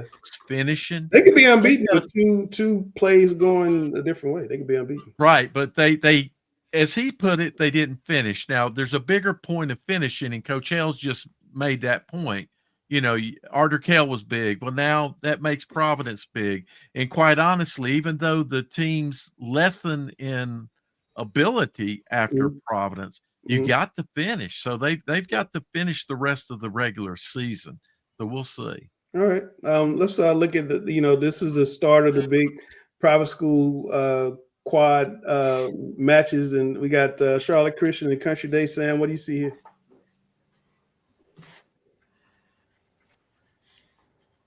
You got to come off mute, though, Sam. I'm sure. I'm sure. Yeah, my boy was screaming in the background. I was like, "Ooh, let me turn my mute on." I think Christian has played the hard schedule. I think they're more battle tested. Yeah. Country Day's got a great record right now. They got an explosive receiver, obviously, but I think Christian is going to get the edge just because of the dominance over the years, and they've had the tough schedule. So I think they've played at different speeds than Country Day at the moment. Yeah, Dale, you agree? I agree. I think the game against Raven Gap. Yeah, before the Raven Gap game, and if that Raven Gap game, let's say it was a bye week and they hadn't have played it, I would have felt like that maybe it's going to be a closer game. And I'm not saying it can't be a closer game, but I think that Christian showed they're still a tough team because that's a great team that they played last week. And Country Day's got a great record. But Country Day's going to have to play up because they haven't played anybody like Charlotte Christian. So they got this final part of the season for these teams, these Charlotte teams. As you say, the quad, those four teams now are going to play each other. And Speaking of the quad, Gary, you talked about this earlier, but I'm going to come back to you again. We talked about the South Mac have a shot against us. Does Charlotte Latin have a shot against Providence Day? No. Same answer. Yeah, you know what he's going to say. You setting them up because I just got to. Everybody knows that all 9 of Langston's kids went to Providence Day. By the way, everybody. 2. Exactly. 2. No, you have, like Brian said a couple of weeks ago, in a situation like this, you try to play quarter to quarter. Yeah. You try to play the game within the game. If you're Charlotte Latin, and if you're Providence Day. A lot of coaches like defer, but if you're Providence Day, say, we want the ball first and just go right down the field and wipe out all thoughts of an upset, But if you're Latin, you just try to play it quarter to quarter, possession to possession, and try to get something positive out of, these little scenarios, the game within a game. Because if you just go in thinking, hey, let's see if we can beat Providence Day, that's not the right mindset to have. You got to find internal victories instead of total victory. I would love to know this, and I don't know this at all. I know that Chad Greer went to Charlotte Latin. That's where he graduated. Yes. His high school days. Played for Larry Minotti as a quarterback. I would love to know if there was ever an opportunity where that job was available and they kind of overlooked him in the past. That would be something I'd be curious about. He was at Davidson Day, I think, when the job came. Or he was at Oceanside, one or the other. No, it was Davidson Day. He was at Oceanside, wasn't he? No, I don't know when the Latin job. I'm trying to think when Minotti retired, but I don't know. And I don't know that, but I'm saying, Chad Greer is a great guy, phenomenal guy, but this dude is like Michael Jordan. Oh, you saying he got a chip? Oh, he gets yes, and I think that this game right here is a little bit personal to him. Well, he just beat Christ School 71-0 after Christ School beat Providence Day in the basketball state finals last year. I think that was definitely a little bit of payback. Basketball, football, two different stories, baby. No, but I think it's a little bit of payback. That private school stuff like the ACC, man. They take it very, very personal. All right, last game up, Hales, Malik Creek playing Independence. This is another one of those games that could be under that CMS watch thing. Yeah, really what I'm hoping for here is both teams run the ball 150 times. It goes about 9 overtimes because after we play Sam, we get Mallard Creek, and then we play Independence. So, no, I think, this is going to be a great game, to be honest with you, because I see, DJ going up against that Mallard Creek defense, trying to scheme against those guys. And that's, to me, that's the strength of the Mallard Creek team right now. That being said, they can still put some points up as well. But I think that matchup right there is the Independence offense against the Mallard Creek defense and, how things are going to go on that side of the ball. And, then is Mallard Creek going to be able to get a couple of scores on Independence? But, I do expect this to be a really, really physical game. And, just a game that you're going to have to get down and dirty in the trenches. And, Coach Ray over at Independence used to be with us for a while, and I know he's going to do a great job with those guys, and he's going to have some great blocking schemes against Mallard Creek. So, I think it's another big game for Mr. Street over there, quarterback, to try to continue to establish himself, in the history of Independence quarterbacks. Yeah, every week DJ texts me, Street is a dude, so he's having a really good year. Sam, Dallas came in here and passed a whole lot. The Panthers ran a whole lot on Sunday. The running team won. Mallard Creek's going to run. Independence is going to probably pass a little bit more. But I'm curious, how many plays does DJ script against Mallard Creek, and how effective do you think that script will be, having seen Mallard Creek up close? I'd love to get a hold of his script one day and just watch his practice because he does do a phenomenal job. But I'm going to say it's a 10-play script. If I have to just go off the top of my head, and I think that he works that, really well throughout the week. Yeah. And he gets his kids to really buy into how they're doing it. And,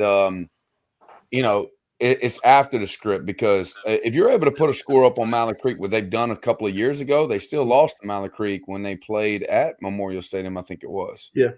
All right. So I don't know if they played since then, but Mallard Creek's a different testament of team. They're really good, and they've been battle tested.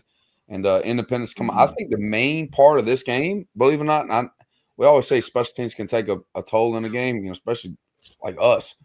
But I think this game might come down to who maybe goes for it on a fourth down, whoever can maybe block a punt or maybe block a field goal or miss an extra point. I think it could come down to the momentum shift of a special teams play because I think they're very, very even teams. Gary, look, I've seen Tinsley. I've seen Tinsley up close in a playoff game where he really put a huge emphasis on special teams and doing a lot of different stuff. So, I could definitely get behind that point and see special teams being a huge deal here. All right, Gary, final word. Let's go. So the thing about a script is, teams. People think it's just a bunch of plays. Yeah. But what you're trying to do in a script is one. You've seen their film, how they're going to line up to certain formations. Yeah. So you want to take advantage of how they line up to a particular formation and do something different than what they've seen off that formation. Right. The other thing you want to do in a script is you want it to attack the fish. You want to go fishing. You've already looking at their film, you've already picked out where their weaknesses are personnel-wise. Gary, you got to tell all these football people what a fish is. A fish is the weak link of the other team. In basketball, we're looking for the fish then. Who's the fish? You're looking for the fish. So if they see a tackle that's not very good, they're going to run at it. If they see a corner that gives too much cushion because he's scared of getting beat, then they're going to throw a lot of hitches at him and make him come up and make a tackle. Yeah. If he doesn't know how to tackle, they're going to make him tackle all night.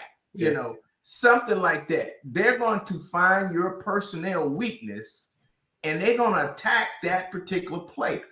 And that's what we call going fishing. And they all know, Sam already knows who the fish is on Butler. Butler knows I don't know if West Charlotte got any fish. But I don't know. I haven't gotten to see all the film yet. I know, right? You just got the film. Hell is something else, man. All right, well, look, fellas, we got we're gonna take a break, but first we got Cam doing a special Cam on the street. I think he's gonna get us arrested for nepotism, but here's Cam with little Cam on the street.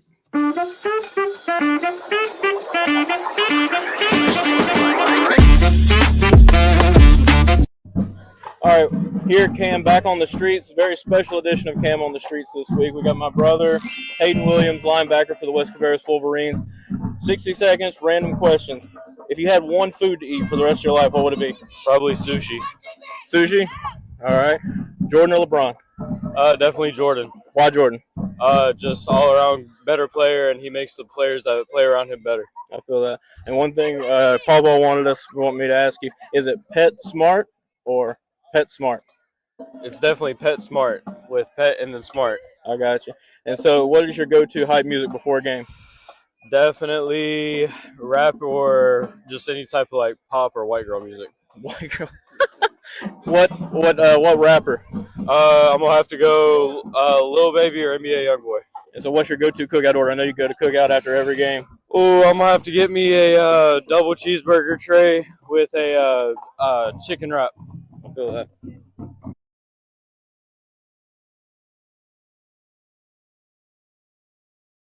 Well, you could definitely tell who the better athlete is in that family. I can tell you that. All right, well, guys, we'll be right back after this message. We want to thank Jim West for coming on. Jim, we'll see you on Wednesday night on Talking Preps OT with Dale, but we want to thank you for coming on. But we're going to take this break. We're going to come back to my favorite part of the show, Coach versus Coach. All right, Jim, you can sign off if you want to, Jim. Literally this week. Huh? I know, literally. Jim, you can sign off if you want to. We're done with you. All right, guys. Take care of yourself. Good seeing you, Jim. All right, so I'm going to play Chris again. Dale, I'm going to put you in the back. And take Jim out. And Chris is over here, right? Ain't Chris right there normally? He's right where you're at. Okay. Yeah. And all right, guys, we're back for Coach versus Coach. I can't use that word, Hills. I'm not the number one voice of high school football. I'm going to try to imitate him. And I think we're supposed to lock the doors. That's right. Do this. All right. There you go. You're the sub. Welcome to another edition of Thunderdown.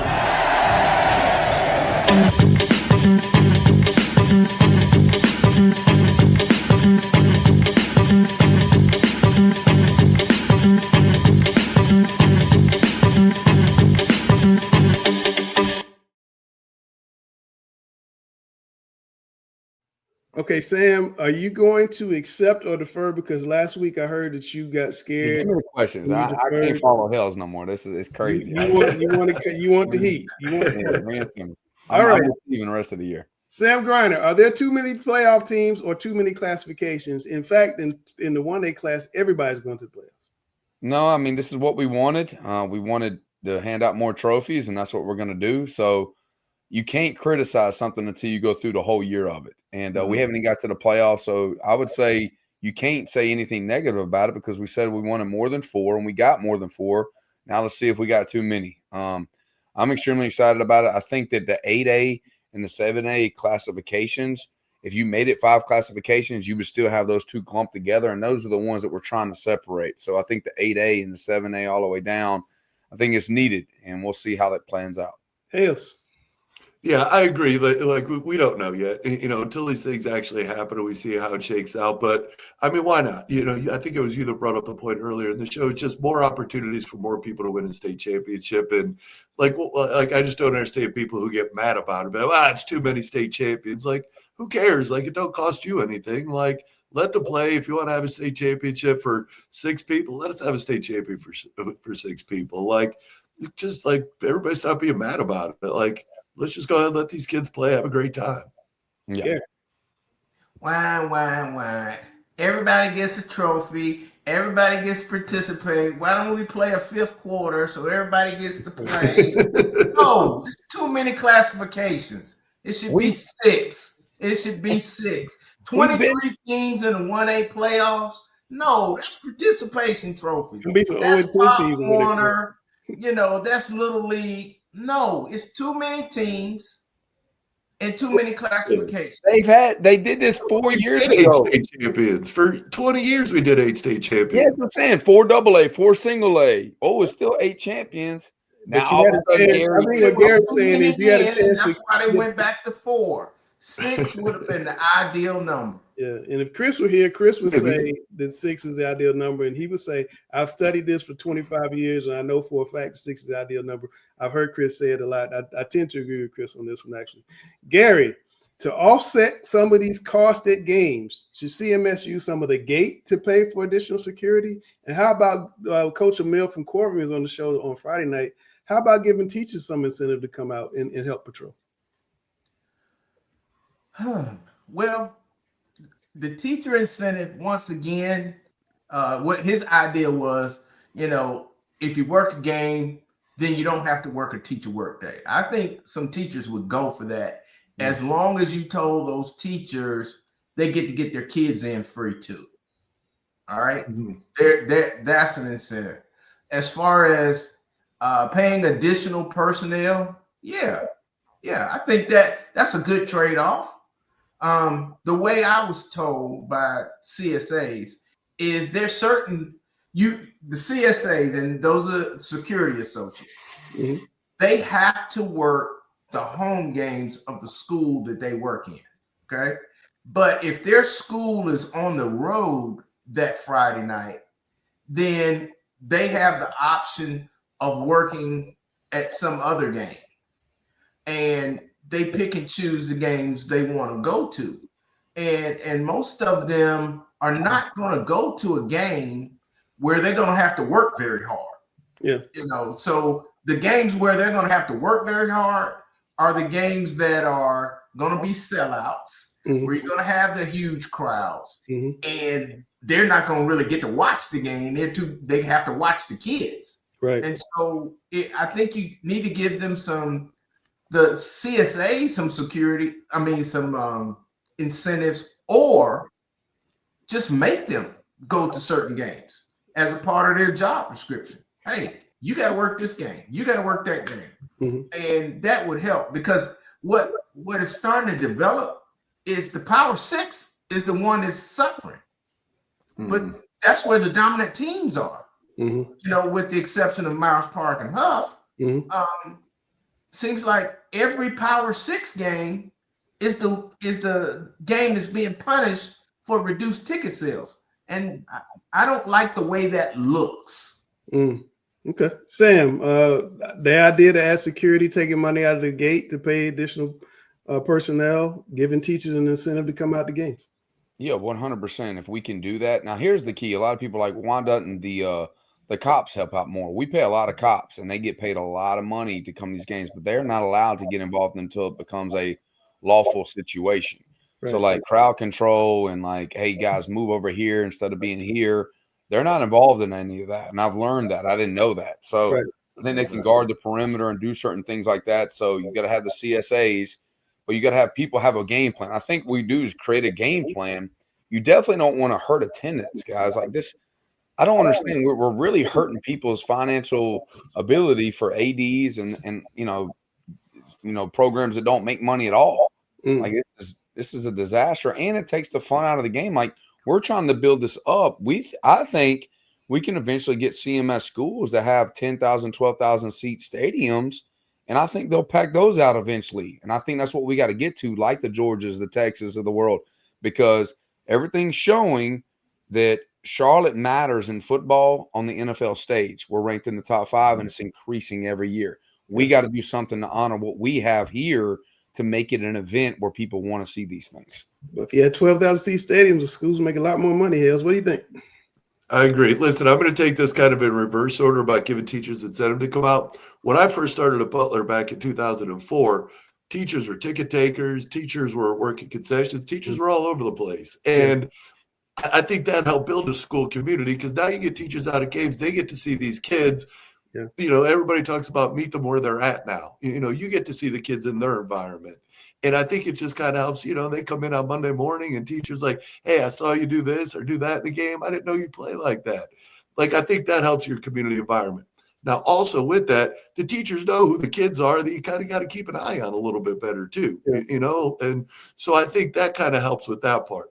Going on to the other thing about, you know, using gate money to pay, like, yeah, like we need more people at these games, but like you're robbing Peter to pay Paul, like we're still losing money as the athletic department. So we're still the ones getting hurt. And you're talking about our conference, like there's a very good likelihood that our last 3 conference games, like I said, West Charlotte, Mallard Creek, Independence, we may be high profile games for each of the 3 weeks. And that's 2 home games and that's an away game for Mallard. So like, man, it's I do like getting the teachers involved more, and not even to pay them. Like, you know, throw some money. I mean, we're paying show pros all this money. Like, teachers don't get paid enough either. Like, we're making a big deal about coaches not getting paid, and it's factual, but teachers don't either. And you know, especially teachers like myself, they're like, once you hit year 18, year 19, you don't get a raise for like 6 or 7 years. Yeah. So this is another way to supplement their income. Get the teachers involved if they want to. And, you know, again, I think that just helps your school community. Okay. Hales, last question. The UNC football program is a mess. 2 questions. How do you fix it? And how much, look at Gary, how do you fix it? And how much does this affect short and long-term recruiting? Man, all right. I don't know. Number one, I think everybody just needs to take a step back and just get their fingers away from the panic button. Number one, it's change. Anytime there's a change, trust me. Anytime there's a change at the top, things are going to look different. And there's different people that have to get put in place. And you know, when you talk specifically about Coach Belichick, he's coaching at college for the first time. And everybody's ready to just fire him, get rid of the old man. He doesn't know what he's doing. Like, give the guy time, give him a chance to figure it out.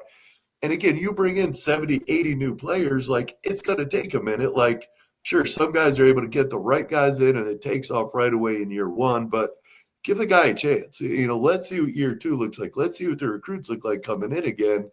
Or is there going to be a mass exit in the portal? And I think that might be kind of the litmus test for this. Is what's the portal going to look this like? week, the Richmond County kid said he was retiring from football after week 5. Caleb Hood.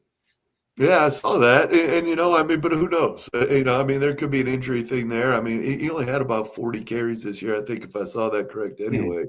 So, yeah, I mean, are a lot of kids going to be leaving in the portal? And, you know, what are the reasons they're leaving? Are they being encouraged to get into the portal and move on? Because, you know, there may not have been a lot of talent, you know, when he came in that stuck around either. So I think everybody just needs to get their finger off the panic button and see what happens here. Give the guy, you know, I mean, Bear Bryant used to say there's 2 things every coach needs, and it's a wife that's willing to put up with a lot of neglect and a 5-year contract.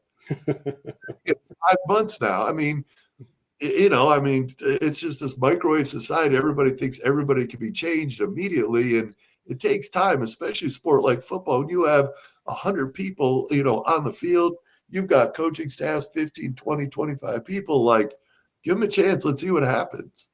Gary, I'll remind you, this is a family show.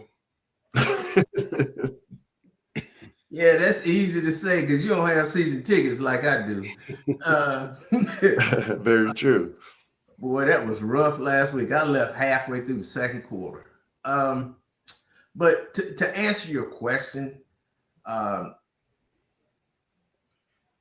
think the happiest person in Chapel Hill right now is Hubert Davis, because they're not going to fire 2 coaches in the same year. But do I want to give them a chance to fix it? Well, let's see how they improve from this point. They've had a bye week to the end of the season. I think that's what you judge it on. Okay. Do they show improvement? Not do they have a winning record or do they make it to a bowl? Do they show improvement in the internal things that people have been complaining about? Do they improve or do they get worse? And, you know, everybody's read some of the internal things that are going on. If those things improve, you know, maybe the wins don't improve, but do the internal things that are going on between. Would it help perception if they remove one person from the sidelines? I don't know, because you got to replace that person. Now, the person you were referring to, I'm hoping is a coach. I'm hoping you were talking a coach. No, he's not talking about a coach. I don't think he's talking about a coach. I'm not talking about it. Well, I mean, that's I'm talking about perception. That's part of the perception. I know. I don't care about that. I think if you win, nobody cares about that. Okay. I think when you lose, any little thing you can see that's not in the norm, you say that's the reason. Okay, but how much does all of this affect long and short-term recruiting? Could Carolina go get? We had Jaleel Mayfield on earlier, consensus top 25 recruit at the linebacker position. Does he consider going to Chapel Hill? Well, I think it depends on the relationship that every kid we've had on here, and you ask them why they commit to a particular school, they talk about the relationship. Yes. And they're not only talking about the relationship between player and coach, they're also talking about relationship between parent and coach. Yes. And that's one of the complaints we've heard is how that staff deals with parents. And Mac Brown was excellent. But they're not used to dealing with parents. To Coach Hales, and they're not used to they're not used to that dynamic. Do they take these last 2 months of the season and do they improve that? Do they work on that? They just don't know how to do it. But are they willing to learn how to do it? Now, if they keep with this 33rd team in the NFL crap, no, it's not going to work, because parents are not going to let their kid go somewhere. I know they're still getting paid, and that's a factor. But Carolina has the money. They've proven that. They've been giving the money to the wrong people. Saban says that every week. You may have money, but if you give it to the wrong people, it's still what Saban says. This is a family. Out of luck. This is a family. But if you're giving the money to the wrong people, it doesn't make a difference. So I would look at the growth of the program over the last 2 months. And if I'm still finding the same issues, then cut your losses. Cut your losses. All right, Sam. How do you fix it? Does it affect recruiting? You fix it by Bill Belichick getting back to what made him great. In my opinion, I think that he's a defensive guru, but I think that he's taking a step back and he's trying to lay a path for his family down. I think if he really cares about his DNA and people wanting to stay there after him, he's got to make an impact now. And I don't know how involved he is. I'm pretty sure he's involved, but I think he needs to be involved more, like it's life or death defensively, because they can't stop people. If you stop people, you'll figure things out. And I think that that's super important, that the defense finds ways to be very competitive. They tackle better. They do things better in space. They do something schematically that gives them an advantage. And he can do that. I know he can do that. Now, recruiting aspect is this, okay? You could be losing right now. And the guys that they have recruiting is built on those relationships. If you remove the guy that's there now, they'll have more max exits from like people decommitting. Okay, it's just what it is. Like Penn State just fired their head coach. You don't think that I've gotten phone calls today about Elijah Littlejohn? Yes. Ohio State, Georgia, phone calls instantly. The Sharks swim more when you let go of somebody. So I think that you have to get through the year, evaluate it, and go forward. That's a great two things. Yeah. Number one, Sam, I think like as far as Elijah goes, have him go on an official visit this weekend. Like have him leave Friday right after school and stay until Sunday or whatever. I think number one, that's gonna be important. He's back. But he is back. But number two, but to go back to that, and it's more off of what you said, Gary, like I think maybe they underestimated how important the relationship is with family. I don't think they're incapable, because every good coach I've ever seen is great at relationships. Yeah.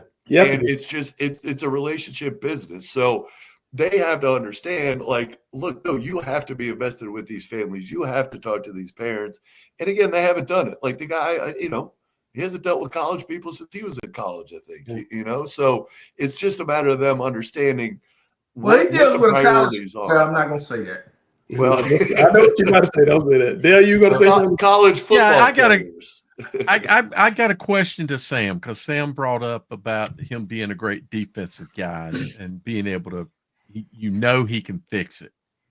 at the NFL level, you can have a scheme and you've got a talent level of players, even though you've got 1s and 2s and 3s, you still have a talent level and a football IQ that you can kind of plug people in. Whereas in college, you have that, but not to the same level. At college, you have to do, I believe, more and what coaching. Dale is saying is there's not a waiver wire in college. If they played a bad game when he was with the Patriots, he cut somebody. Yeah. Well, that's part of it. Yeah. But he can also scheme something up and know just in his head, well, I got athletes that can do this. Do y'all forget, like when he was with the Bills, okay, he put in something to go against a certain style of offense. It was it was against the Bills in the Super Bowl. Yeah, exactly. Mm-hmm. Yeah, he does a lot of different things. I've seen him play a 62 defense. You would never expect him to go, but it was a genius way to play something. I've seen him do a full dime package defense to go against a high-powered offense that was throwing the football, and you weren't expecting him to do that. I'm saying in college, they do have guys that are good enough football players. No matter what, that powder blue recruits. The powder blue recruits. It no matter what, even though they get beat by NC State most of the time or whatever the case be the last 10 years, they still recruit high-end based on stars or whatever the case be. The key is making them play hard and find some type of scheme that keeps them fighting in games. Now, when you're getting beat by 30 or 40 points, it gets worse. Yeah. Okay, but like there's a way to stay fighting in these games. Y'all forget the first series that everybody was there excited and they went down the field and they drove and scored a touchdown. Then after that has been downhill ever since. That's a great point. Well, look, we're running super heavy, so I'm gonna put the big star in his one shot. What you guys saying? Final thoughts. Very emotional this week. 25th year anniversary. Excited to see a lot of the folks that I went to high school with. I graduated from Butler High School, and so I'm excited to see the new field. It's bittersweet because I'm on the other side, and no mistaking that Butler's going to get our best, no doubt. But I'm extremely excited to be a part of that community, and I'm excited to see that 25th year anniversary because I'm getting older, and the Just for Men is starting to fade away. I might have to hit that a little bit. All right, well, that's a great show, fellas. I appreciate it. That is Sam Grinder, two-time state championship coach of West Charlotte. That's Gary Richmond, retired CMS coach. Dale Ross, the historian. Check out Dale on Wednesday night, 8:30 on Talking Preps OT. Did tremendous numbers this past week. Started a new show on Friday night at 11 o'clock, Talking Preps postgame. Did tremendous numbers there as well. And there's the three-time state championship coach from Butler, the guy who's made our ratings go up, Brian Hales. I'm Langston, and we are Talking Preps. Peace. You're rock.